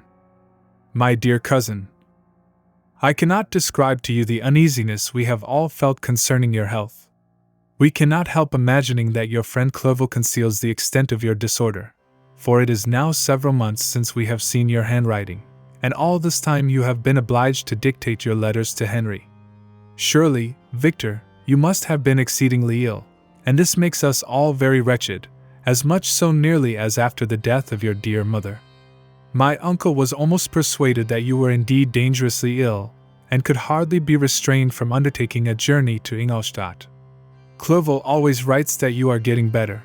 I eagerly hope that you will confirm this intelligence soon in your own handwriting, for indeed, Victor, we are all very miserable on this account. Relieve us from this fear, and we shall be the happiest creatures in the world. Your father's health is now so vigorous that he appears 10 years younger since last winter. Ernest also is so much improved that you would hardly know him. He is now nearly 16, and has lost that sickly appearance which he had some years ago. He is grown quite robust and active. My uncle and I conversed a long time last night about what profession Ernest should follow. His constant illness when young has deprived him of the habits of application, and now that he enjoys good health, he is continually in the open air, climbing the hills, or rowing on the lake. I therefore propose that he should be a farmer, which you know, cousin, is a favorite scheme of mine. A farmer's is a very healthy, happy life, and the least hurtful, or rather the most beneficial profession of any. My uncle had an idea of his being educated as an advocate, that through his interest he might become a judge. But besides that he is not at all fitted for such an occupation, it is certainly more creditable to cultivate the earth for the sustenance of man, than to be the confidant, and sometimes the accomplice, of his vices, which is the profession of a lawyer. I said that the employments of a prosperous farmer, if they were not a more honorable, they were at least a happier species of occupation than that of a judge, whose misfortune it was always to meddle with the dark side of human nature. My uncle smiled and said that I ought to be an advocate myself, which put an end to the conversation on that subject. And now I must tell you a little story that will please, and perhaps amuse you. Do you not remember Justine Moritz? Probably you do not. I will relate her history, therefore, in a few words. Madame Moritz, her mother, was a widow with 4 children, of whom Justine was the third. This girl had always been the favorite of her father, but through a strange perversity, her mother could not endure her, and, after the death of M. Moritz, treated her very ill. My aunt observed this, and when Justine was 12 years of age, prevailed on her mother to allow her to live at her house. The republican institutions of our country have produced simpler and happier manners than those which prevail in the great monarchies that surround it. Hence there is less distinction between the several classes of its inhabitants, and the lower orders being neither so poor nor so despised, their manners are more refined and moral. A servant in Geneva does not mean the same thing as a servant in France and England. Justine, thus received in our family, learned the duties of a servant, a condition which, in our fortunate country, does not include the idea of ignorance, and a sacrifice of the dignity of a human being. After what I have said, I dare say you well remember the heroine of my little tale, for Justine was a great favorite of yours, and I recollect you once remarked that if you were in an ill humor, one glance from Justine could dissipate it, for the same reason that Ariosto gives concerning the beauty of Angelica. She looked so frank-hearted and happy. My aunt conceived a great attachment for her, by which she was induced to give her an education superior to that which she had at first intended. This benefit was fully repaid. Justine was the most grateful little creature in the world. I do not mean that she made any professions, I never heard one pass her lips. But you could see by her eyes that she almost adored her protectress. Although her disposition was gay, and in many respects inconsiderate, yet she paid the greatest attention to every gesture of my aunt. She thought her the model of all excellence, and endeavored to imitate her phraseology and manners, so that even now she often reminds me of her. When my dearest aunt died, everyone was too much occupied in their own grief to notice poor Justine, who had attended her during her illness with the most anxious affection. Poor Justine was very ill, but other trials were reserved for her. One by one, her brothers and sister died, and her mother, with the exception of her neglected daughter, was left childless. The conscience of the woman was troubled. She began to think that the deaths of her favorites was a judgment from heaven to chastise her partiality. She was a Roman Catholic, and I believe her confessor confirmed the idea which she had conceived. Accordingly, a few months after your departure for Ingolstadt, Justine was called home by her repentant mother. Poor girl! She wept when she quitted our house. She was much altered since the death of my aunt. Grief had given softness and a winning mildness to her manners, which had before been remarkable for vivacity. Nor was her residence at her mother's house of a nature to restore her gaiety. The poor woman was very vacillating in her repentance.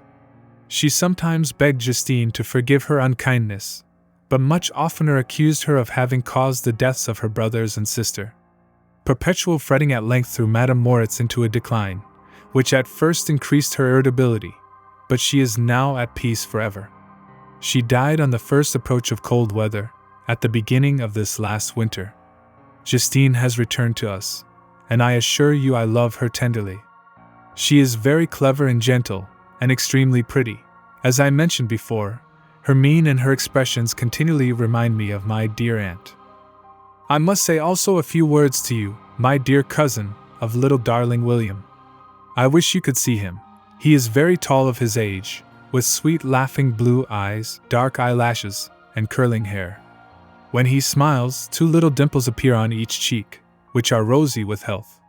He has already had 1 or 2 little wives, but Louisa Byron is his favorite, a pretty little girl of 5 years of age. Now, dear Victor, I dare say you wish to be indulged in a little gossip concerning the good people of Geneva. The pretty Miss Mansfield has already received the congratulatory visits on her approaching marriage with a young Englishman, John Melbourne, esq. Her ugly sister, Manon, married M. de Villard, the rich banker, last autumn. Your favorite schoolfellow, Louis Manoir, has suffered several misfortunes since the departure of Clerval from Geneva. But he has already recovered his spirits, and is reported to be on the point of marrying a very lively pretty Frenchwoman, Madame Tavernier. She is a widow, and much older than Manoir, but she is very much admired, and a favorite with everybody. I have written myself into good spirits, dear cousin, yet I cannot conclude without again anxiously inquiring concerning your health. Dear Victor, if you are not very ill, write yourself, and make your father and all of us happy, or I cannot bear to think of the other side of the question. My tears already flow. Adieu, my dearest cousin. Elizabeth Lavenza. Geneva, March 18th. 17. Dear, dear Elizabeth, I exclaimed when I had read her letter, I will write instantly, and relieve them from the anxiety they must feel. I wrote, and this exertion greatly fatigued me, but my convalescence had commenced, and proceeded regularly. In another fortnight I was able to leave my chamber. One of my first duties on my recovery was to introduce Clerval to the several professors of the university. In doing this, I underwent a kind of rough usage, ill-befitting the wounds that my mind had sustained. Ever since the fatal night, the end of my labors, and the beginning of my misfortunes, I had conceived a violent antipathy even to the name of natural philosophy. When I was otherwise quite restored to health, the sight of a chemical instrument would renew all the agony of my nervous symptoms. Henry saw this, and had removed all my apparatus from my view.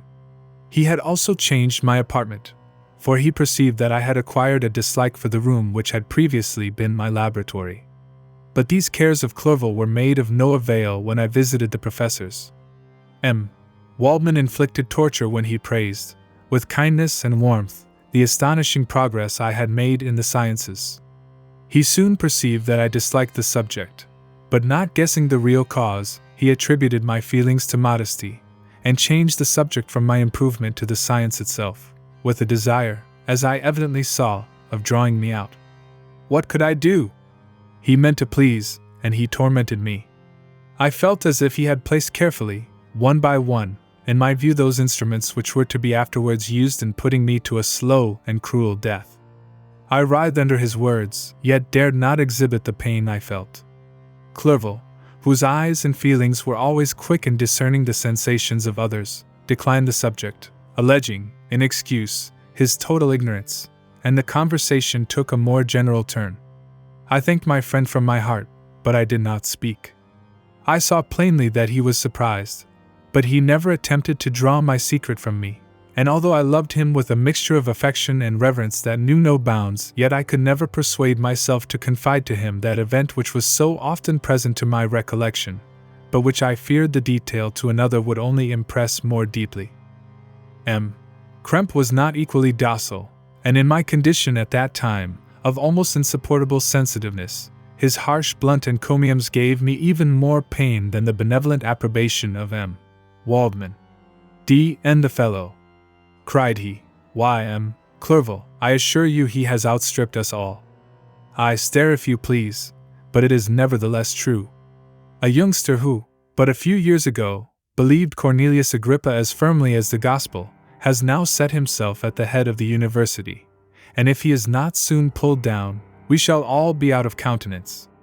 I, continued he, observing my face expressive of suffering, M. Frankenstein is modest, an excellent quality in a young man. Young men should be diffident of themselves, you know, M. Clerval, I was myself when young, but that wears out in a very short time. Kremp had now commenced an eulogy on himself, which happily turned the conversation from a subject that was so annoying to me. Clerval was no natural philosopher. His imagination was too vivid for the minutiae of science. Languages were his principal study, and he sought, by acquiring their elements, to open a field for self-instruction on his return to Geneva. Persian, Arabic, and Hebrew gained his attention after he had made himself perfectly master of Greek and Latin. For my own part, idleness had ever been irksome to me, and now that I wished to fly from reflection and hated my former studies, I felt great relief in being the fellow pupil with my friend, and found not only instruction but consolation in the works of the Orientalists. Their melancholy is soothing, and their joy elevating to a degree I never experienced in studying the authors of any other country.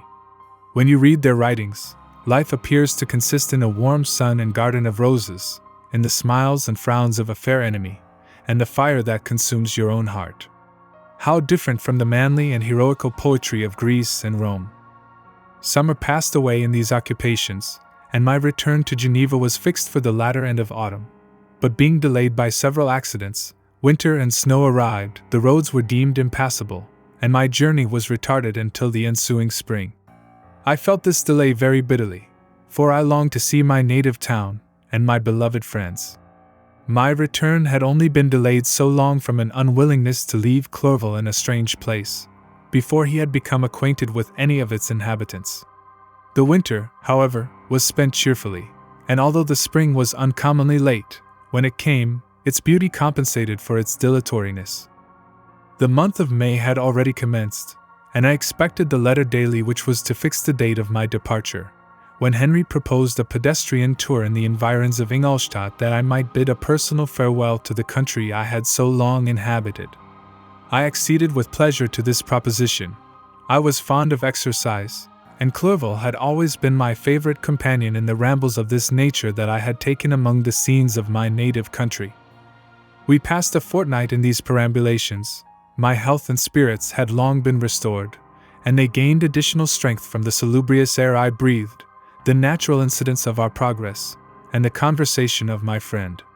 Study had before secluded me from the intercourse of my fellow creatures, and rendered me unsocial, but Clerval called forth the better feelings of my heart.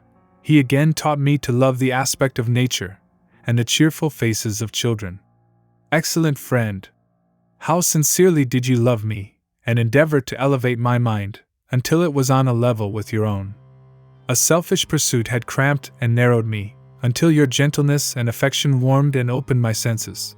I became the same happy creature who, a few years ago, loving and beloved by all, had no sorrow or care. When happy, inanimate nature had the power of bestowing on me the most delightful sensations. A serene sky and verdant fields filled me with ecstasy. The present season was indeed divine. The flowers of spring bloomed in the hedges, while those of summer were already in bud. I was undisturbed by thoughts which during the preceding year had pressed upon me, notwithstanding my endeavors to throw them off, with an invincible burden. Henry rejoiced in my gaiety, and sincerely sympathized in my feelings. He exerted himself to amuse me, while he expressed the sensations that filled his soul. The resources of his mind on this occasion were truly astonishing. His conversation was full of imagination, and very often, in imitation of the Persian and Arabic writers, he invented tales of wonderful fancy and passion. At other times he repeated my favorite poems, or drew me out into arguments, which he supported with great ingenuity. We returned to our college on a Sunday afternoon. The peasants were dancing, and everyone we met appeared gay and happy. My own spirits were high, and I bounded along with feelings of unbridled joy and hilarity. Chapter 6. On my return, I found the following letter from my father. To V. Frankenstein. My dear Victor, you have probably waited impatiently for a letter to fix the date of your return to us, and I was at first tempted to write only a few lines, merely mentioning the day on which I should expect you. But that would be a cruel kindness, and I dare not do it. What would be your surprise, my son, when you expected a happy and gay welcome, to behold, on the contrary, tears and wretchedness. And how, Victor, can I relate our misfortune? Absence cannot have rendered you callous to our joys and griefs. And how shall I inflict pain on an absent child? I wish to prepare you for the woeful news, but I know it is impossible. Even now your eye schemes over the page, to seek the words which are to convey to you the horrible tidings. William is dead. That sweet child, whose smiles delighted and warmed my heart, who was so gentle, yet so gay. Victor, he is murdered. I will not attempt to console you, but will simply relate the circumstances of the transaction. Last Thursday, May 7th, I, my niece, and your 2 brothers went to walk in Plainpalais. The evening was warm and serene, and we prolonged our walk farther than usual. It was already dusk before we thought of returning, and then we discovered that William and Ernest, who had gone on before, were not to be found. We accordingly rested on a seat until they should return. Presently Ernest came, and inquired if we had seen his brother. He said that they had been playing together, that William had run away to hide himself, and that he vainly sought for him, and afterwards waited for him a long time, but that he did not return.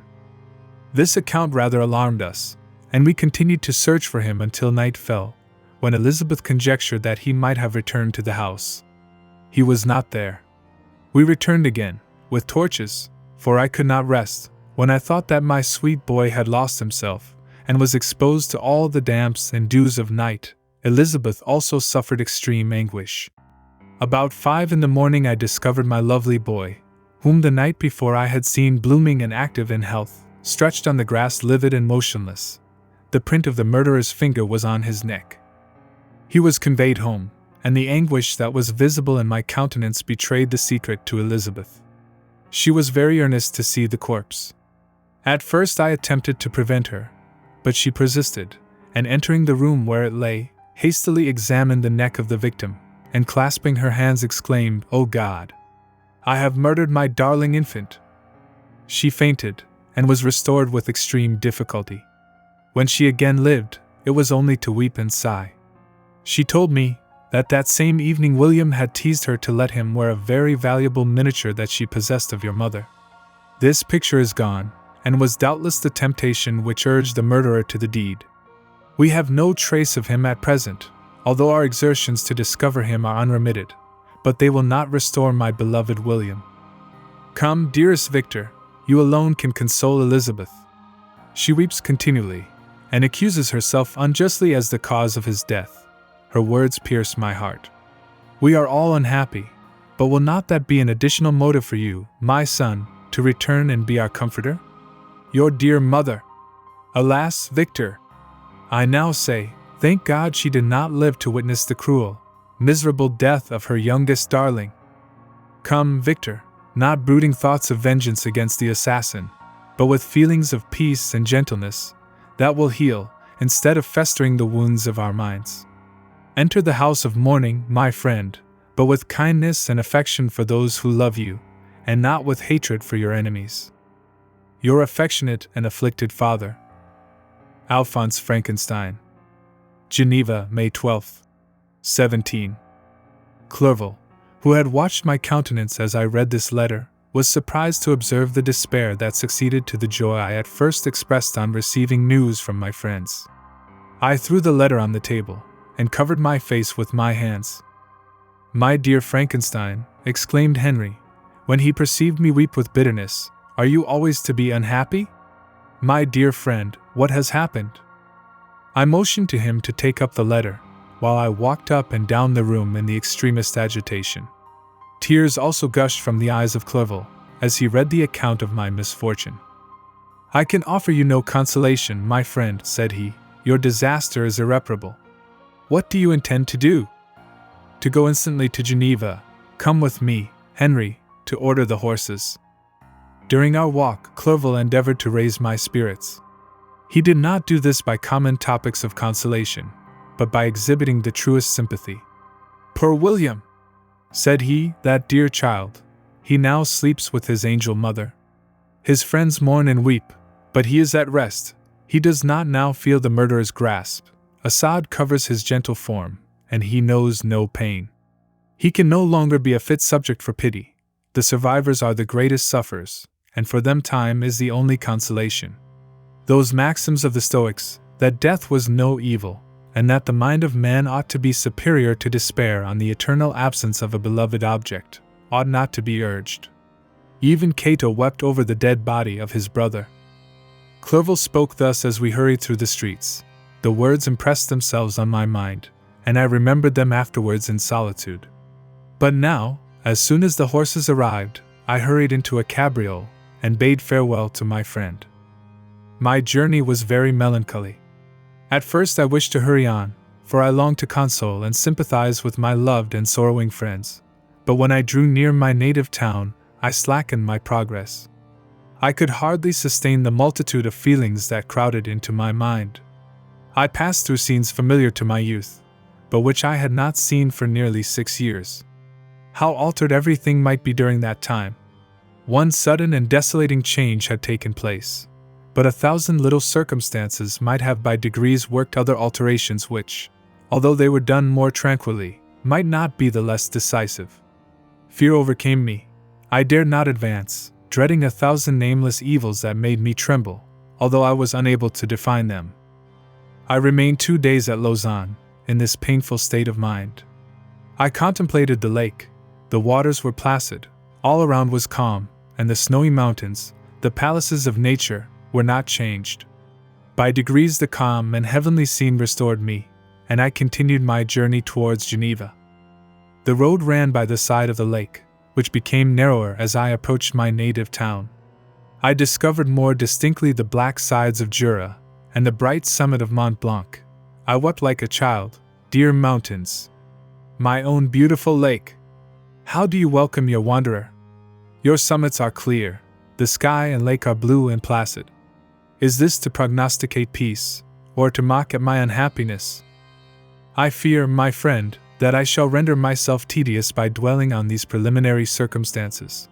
But they were days of comparative happiness, and I think of them with pleasure.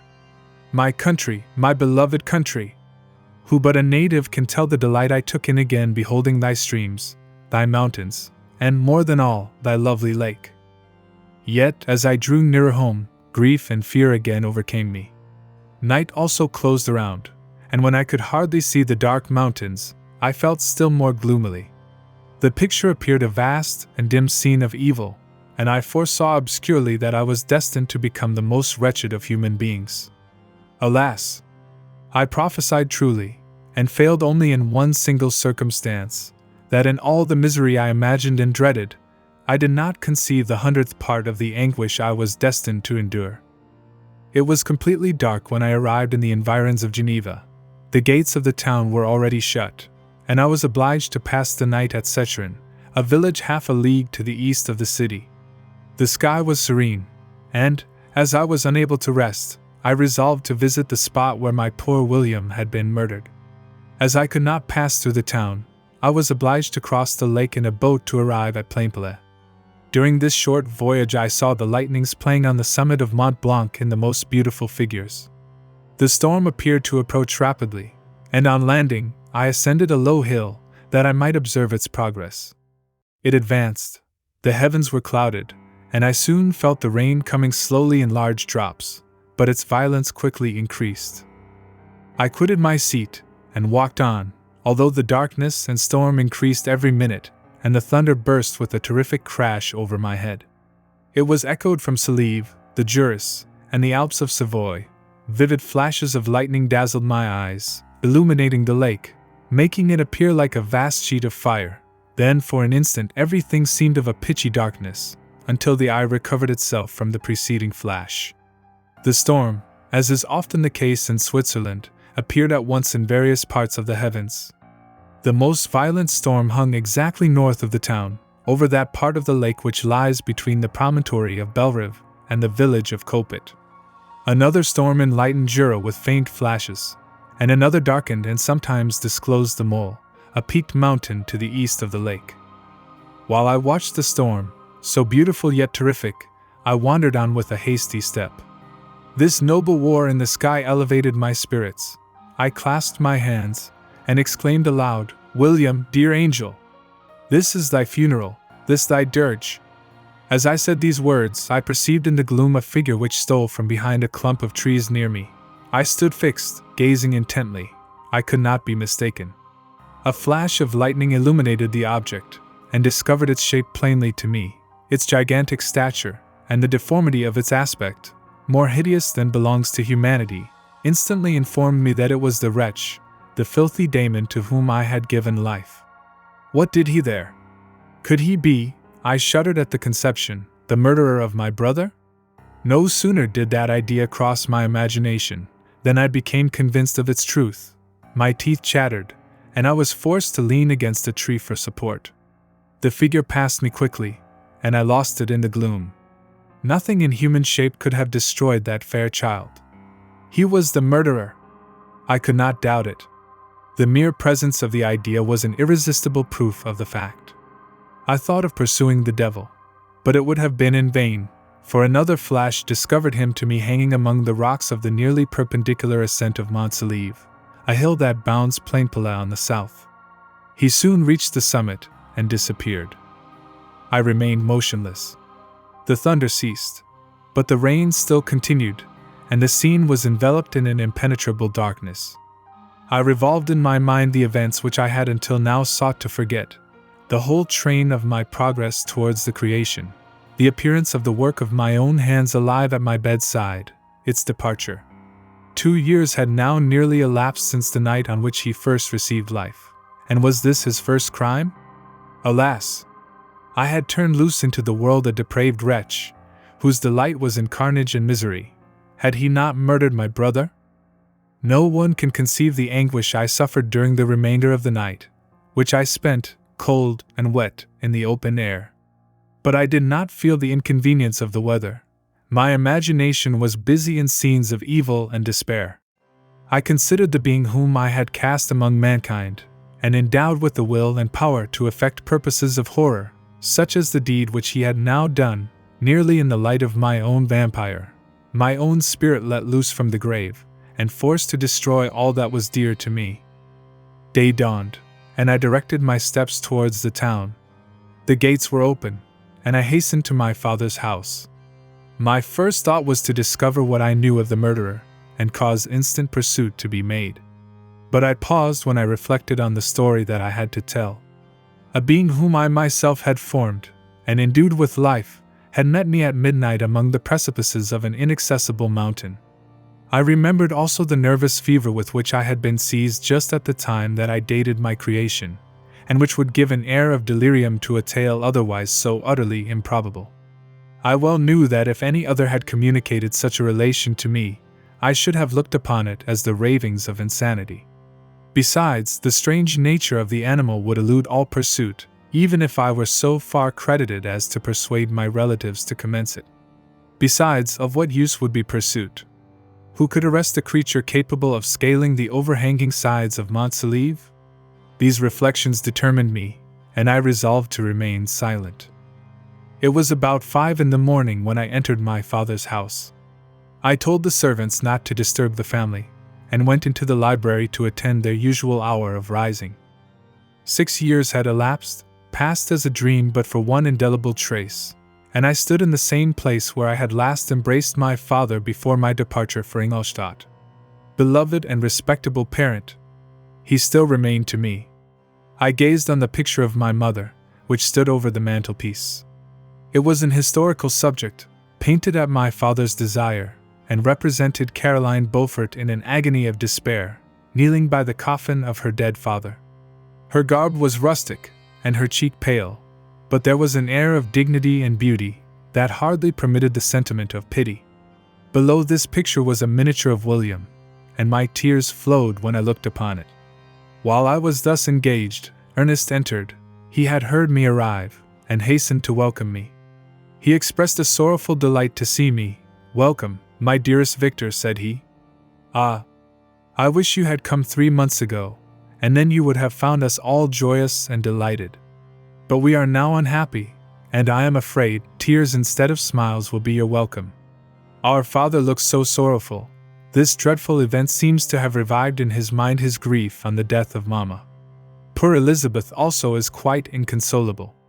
Ernest began to weep as he said these words. "Do not," said I, "welcome me thus. Try to be more calm, that I may not be absolutely miserable the moment I enter my father's house after so long an absence. But tell me, how does my father support his misfortunes? And how is my poor Elizabeth? She indeed requires consolation. She accused herself of having caused the death of my brother, and that made her very wretched. But since the murderer has been discovered—" "The murderer discovered? Good God! How can that be? Who could attempt to pursue him? It is impossible. One might as well try to overtake the winds, or confine a mountain stream with a straw." "I do not know what you mean, but we were all very unhappy when she was discovered. No one would believe it at first, and even now Elizabeth will not be convinced, notwithstanding all the evidence. Indeed, who would credit that Justine Moritz, who was so amiable and fond of all the family, could all at once become so extremely wicked? Justine Moritz! Poor girl, is she the accused? But it is wrongfully. Every one knows that. No one believes it, surely, Ernest?" "No one did at first, but several circumstances came out that have almost forced conviction upon us, and her own behavior has been so confused as to add to the evidence of facts await that, I fear, leaves no hope for doubt. But she will be tried today, and you will then hear all."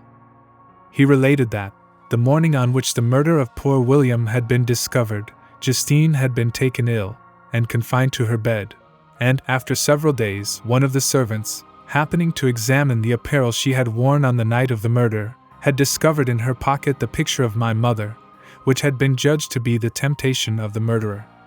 The servant instantly shewed it to one of the others, who, without saying a word to any of the family, went to a magistrate, and upon their deposition, Justine was apprehended. On being charged with the fact, the poor girl confirmed the suspicion in a great measure by her extreme confusion of manner. This was a strange tale, but it did not shake my faith, and I replied earnestly, "You are all mistaken. I know the murderer.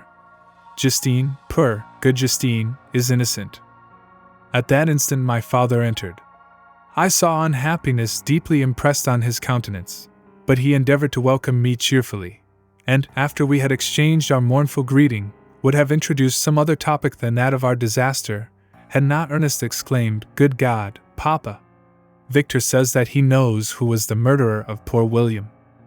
"We do also, unfortunately," replied my father, "for indeed I had rather have been forever ignorant than have discovered so much depravity and ingratitude in one I valued so highly." "My dear father, you are mistaken. Justine is innocent. If she is, God forbid that she should suffer as guilty. She is to be tried today, and I sincerely hope, that she will be acquitted." This speech calmed me. I was firmly convinced in my own mind that Justine, and indeed every human being, was guiltless of this murder. I had no fear, therefore, that any circumstantial evidence could be brought forward strong enough to convict her, and in this assurance, I calmed myself, expecting the trial with eagerness, but without prognosticating an evil result. We were soon joined by Elizabeth. Time had made great alterations in her form since I had last beheld her. 6 years before she had been a pretty, good-humored girl, whom every one loved and caressed. She was now a woman in stature and expression of countenance, which was uncommonly lovely. An open and capacious forehead gave indications of a good understanding, joined to great frankness of disposition. Her eyes were hazel, and expressive of mildness, now through recent affliction allied to sadness. Her hair was of a rich, dark auburn, her complexion fair, and her figure slight and graceful. She welcomed me with the greatest affection. "Your arrival, my dear cousin," said she, "fills me with hope. You perhaps will find some means to justify my poor guiltless Justine. Alas! Who is safe, if she be convicted of crime? I rely on her innocence as certainly as I do upon my own. Our misfortune is doubly hard to us. We have not only lost that lovely darling boy, but this poor girl, whom I sincerely love, is to be torn away by even a worse fate. If she is condemned, I never shall know joy more. But she will not, I am sure she will not, and then I shall be happy again, even after the sad death of my little William. She is innocent, my Elizabeth, said I, and that shall be proved. Fear nothing, but let your spirits be cheered by the assurance of her acquittal. How kind you are! Every one else believes in her guilt, and that made me wretched, for I knew that it was impossible, and to see every one else prejudiced in so deadly a manner rendered me hopeless and despairing. She wept. Sweet niece, said my father, dry your tears. If she is, as you believe, innocent, rely on the justice of our judges, and the activity with which I shall prevent the slightest shadow of partiality. Chapter 7. We passed a few sad hours, until 11 o'clock, when the trial was to commence. My father and the rest of the family being obliged to attend as witnesses, I accompanied them to the court. During the whole of this wretched mockery of justice, I suffered living torture. It was to be decided whether the result of my curiosity and lawless devices would cause the death of two of my fellow beings, one a smiling babe, full of innocence and joy, the other far more dreadfully murdered, with every aggravation of infamy that could make the murder memorable in horror. Justine also was a girl of merit, and possessed qualities which promised to render her life happy. Now all was to be obliterated in an ignominious grave, and I the cause. 1,000 times rather would I have confessed myself guilty of the crime ascribed to Justine, but I was absent when it was committed, and such a declaration would have been considered as the ravings of a madman, and would not have exculpated her who suffered through me. The appearance of Justine was calm. She was dressed in mourning, and her countenance, always engaging, was rendered by the solemnity of her feelings exquisitely beautiful. Yet she appeared confident in innocence, and did not tremble, although gazed on and execrated by thousands, for all the kindness which her beauty might otherwise have excited was obliterated in the minds of the spectators by the imagination of the enormity she was supposed to have committed. She was tranquil, yet her tranquillity was evidently constrained, and as her confusion had before been adduced as a proof of her guilt, she worked up her mind to an appearance of courage. When she entered the court, she threw her eyes round it, and quickly discovered where we were seated. A tear seemed to dim her eye when she saw us, but she quickly recovered herself, and a look of sorrowful affection seemed to attest her utter guiltlessness. The trial began, and after the advocate against her had stated the charge, several witnesses were called. Several strange facts combined against her, which might have staggered any one who had not such proof of her innocence as I had. She had been out the whole of the night on which the murder had been committed, and towards morning had been perceived by a market woman not far from the spot where the body of the murdered child had been afterwards found. The woman asked her what she did there, but she looked very strangely, and only returned a confused and unintelligible answer. She returned to the house about 8 o'clock, and when one inquired where she had passed the night, she replied that she had been looking for the child, and demanded earnestly if anything had been heard concerning him. When shown the body, she fell into violent hysterics, and kept her bed for several days. The picture was then produced, which the servant had found in her pocket, and when Elizabeth, in a faltering voice, proved that it was the same which, an hour before the child had been missed, she had placed round his neck, a murmur of horror and indignation filled the court. Justine was called on for her defense. As the trial had proceeded, her countenance had altered. Surprise, horror, and misery were strongly expressed. Sometimes she struggled with her tears, but when she was desired to plead, she collected her powers, and spoke in an audible although variable voice. "God knows," she said, "how entirely I am innocent. But I do not pretend that my protestation should acquit me. I rest my innocence on a plain and simple explanation of the facts which have been adduced against me, and I hope the character I have always borne will incline my judges to a favorable interpretation, where any circumstance appears doubtful or suspicious."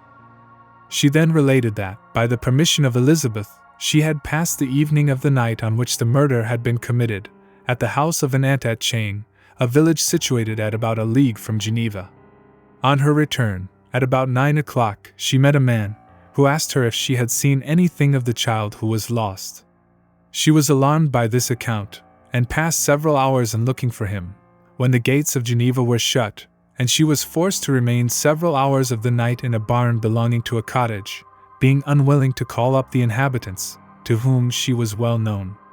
Unable to rest or sleep, she quitted her asylum early, that she might again endeavor to find my brother. If she had gone near the spot where his body lay, it was without her knowledge. That she had been bewildered when questioned by the market woman was not surprising, since she had passed a sleepless night, and the fate of poor William was yet uncertain. Concerning the picture she could give no account. "I know," continued the unhappy victim, "how heavily and fatally this one circumstance weighs against me, but I have no power of explaining it, and when I have expressed my utter ignorance, I am only left to conjecture concerning the probabilities by which it might have been placed in my pocket. But here also I am checked. I believe that I have no enemy on earth, and none surely would have been so wicked as to destroy me wantonly. Did the murderer place it there? I know of no opportunity afforded him for so doing, or if I had, why should he have stolen the jewel, to part with it again so soon? I commit my cause to the justice of my judges, yet I see no room for hope. I beg permission to have a few witnesses examined concerning my character, and if their testimony shall not overweigh my supposed guilt, I must be condemned, although I would pledge my salvation on my innocence." Several witnesses were called, who had known her for many years, and they spoke well of her. But fear, and hatred of the crime of which they supposed her guilty, rendered them timorous, and unwilling to come forward. Elizabeth saw even this last resource, her excellent dispositions and irreproachable conduct, about to fail the accused, when, although violently agitated, she desired permission to address the court. "I am," said she, "the cousin of the unhappy child who was murdered, or rather his sister, for I was educated by and have lived with his parents ever since, and even long before his birth. It may therefore be judged indecent in me to come forward on this occasion. But when I see a fellow creature about to perish through the cowardice of her pretended friends, I wish to be allowed to speak, that I may say what I know of her character. I am well acquainted with the accused. I have lived in the same house with her, at one time for 5, and at another for nearly 2 years. During all that period she appeared to me the most amiable and benevolent of human creatures. She nursed Madame Frankenstein, my aunt, in her last illness with the greatest affection and care, and afterwards attended her own mother during a tedious illness, in a manner that excited the admiration of all who knew her. After which she again lived in my uncle's house, where she was beloved by all the family. She was warmly attached to the child who is now dead, and acted towards him like a most affectionate mother. For my own part, I do not hesitate to say that, notwithstanding all the evidence produced against her, I believe and rely on her perfect innocence. She had no temptation for such an action. As to the bauble on which the chief proof rests, if she had earnestly desired it, I should have willingly given it to her. So much do I esteem and value her. Excellent Elizabeth!"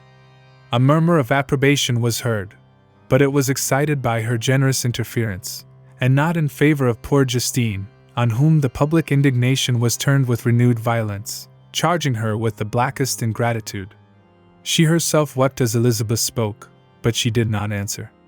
My own agitation and anguish was extreme during the whole trial. I believed in her innocence. I knew it. Could the daemon, who had, I did not for a minute doubt, murdered my brother, also in his hellish sport have betrayed the innocent to death and ignominy? I could not sustain the horror of my situation, and when I perceived that the popular voice, and the countenances of the judges, had already condemned my unhappy victim, I rushed out of the court in agony. The tortures of the accused did not equal mine. She was sustained by innocence, but the fangs of remorse tore my bosom, and would not forego their hold. I passed a night of unmingled wretchedness. In the morning I went to the court. My lips and throat were parched. I dared not ask the fatal question, but I was known, and the officer guessed the cause of my visit. The ballots had been thrown. They were all black, and Justine was condemned. I cannot pretend to describe what I then felt. I had before experienced sensations of horror, and I have endeavored to bestow upon them adequate expressions, but words cannot convey an idea of the heart-sickening despair that I then endured. The person to whom I addressed myself added, that Justine had already confessed her guilt. That evidence, he observed, was hardly required in so glaring a case, but I am glad of it, and indeed none of our judges like to condemn a criminal upon circumstantial evidence, be it ever so decisive. When I returned home, Elizabeth eagerly demanded the result. My cousin, replied I, it is decided as you may have expected. All judges had rather that 10 innocent should suffer, than that one guilty should escape. But she has confessed. This was a dire blow to poor Elizabeth, who had relied with firmness upon Justine's innocence. Alas, said she, how shall I ever again believe in human benevolence? Justine, whom I loved and esteemed as my sister, how could she put on those smiles of innocence only to betray? Her mild eyes seemed incapable of any severity or ill humor, and yet she has committed a murder. Soon after we heard that the poor victim had expressed a wish to see my cousin.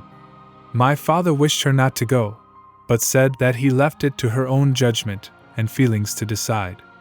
Yes, said Elizabeth, I will go, although she is guilty, and you, Victor, shall accompany me. I cannot go alone. The idea of this visit was torture to me, yet I could not refuse. We entered the gloomy prison chamber, and beheld Justine sitting on some straw at the further end. Her hands were manacled, and her head rested on her knees. She rose on seeing us enter, and when we were left alone with her, she threw herself at the feet of Elizabeth, weeping bitterly. My cousin wept also. Oh, Justine, said she, why did you rob me of my last consolation? I relied on your innocence, and although I was then very wretched, I was not so miserable as I am now. And do you also believe that I am so very, very wicked? Do you also join with my enemies to crush me? Her voice was suffocated with sobs.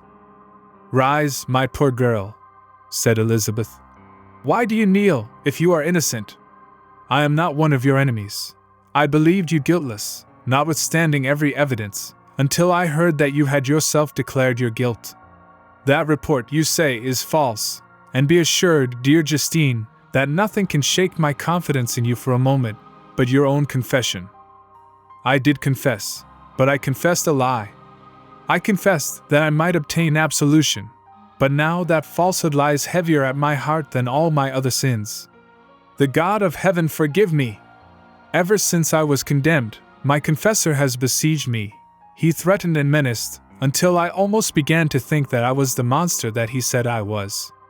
He threatened excommunication and hellfire in my last moments, if I continued obdurate. Dear lady, I had none to support me. All looked on me as a wretch doomed to ignominy and perdition. What could I do? In an evil hour I subscribed to a lie, and now only am I truly miserable. She paused, weeping, and then continued. I thought with horror, my sweet lady, that you should believe your Justine, whom your blessed aunt had so highly honored, and whom you loved, was a creature capable of a crime which none but the devil himself could have perpetrated. Dear William! Dearest blessed child! I soon shall see you again in heaven, where we shall all be happy, and that consoles me, going as I am to suffer ignominy and death. Oh, Justine!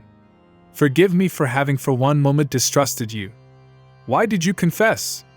But do not mourn, my dear girl. I will everywhere proclaim your innocence, and force belief. Yet you must die, you, my playfellow, my companion, my more than sister. I never can survive so horrible a misfortune. Dear, sweet Elizabeth, do not weep. You ought to raise me with thoughts of a better life, and elevate me from the petty cares of this world of injustice and strife. Do not you, excellent friend, drive me to despair. I will try to comfort you, but this, I fear, is an evil too deep and poignant to admit of consolation, for there is no hope. Yet heaven bless thee, my dearest Justine, with resignation, and a confidence elevated beyond this world. Oh, how I hate its shoes and mockeries!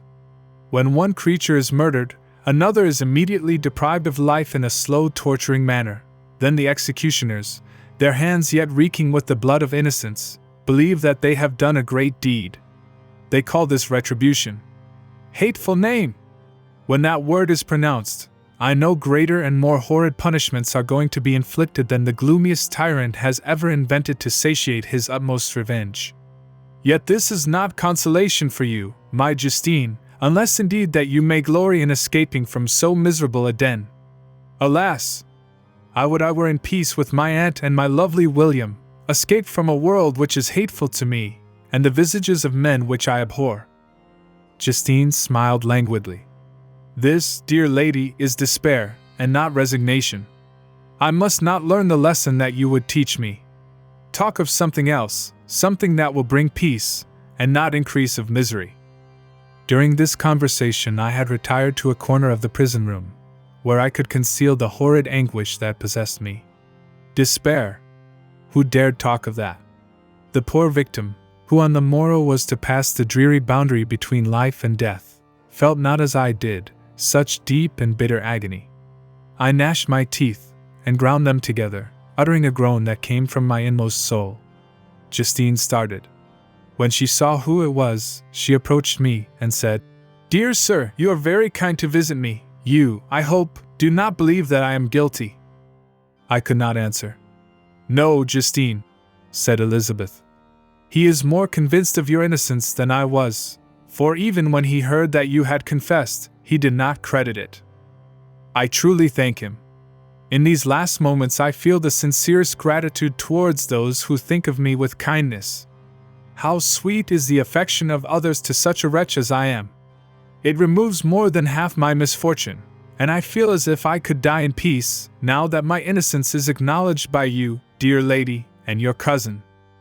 Thus the poor sufferer tried to comfort others and herself. She indeed gained the resignation she desired. But I, the true murderer, felt the never-dying worm alive in my bosom, which allowed of no hope or consolation.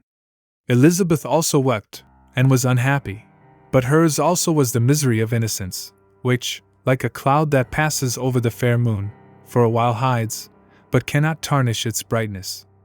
Anguish and despair had penetrated into the core of my heart. I bore a hell within me, which nothing could extinguish. We stayed several hours with Justine, and it was with great difficulty that Elizabeth could tear herself away. "I wish," cried she, "that I were to die with you. I cannot live in this world of misery." Justine assumed an air of cheerfulness, while she with difficulty repressed her bitter tears. She embraced Elizabeth, and said, in a voice of half-suppressed emotion, "Farewell, sweet lady, dearest Elizabeth, my beloved and only friend.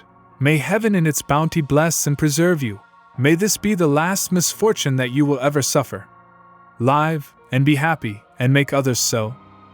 As we returned, Elizabeth said, "You know not, my dear Victor, how much I am relieved, now that I trust in the innocence of this unfortunate girl.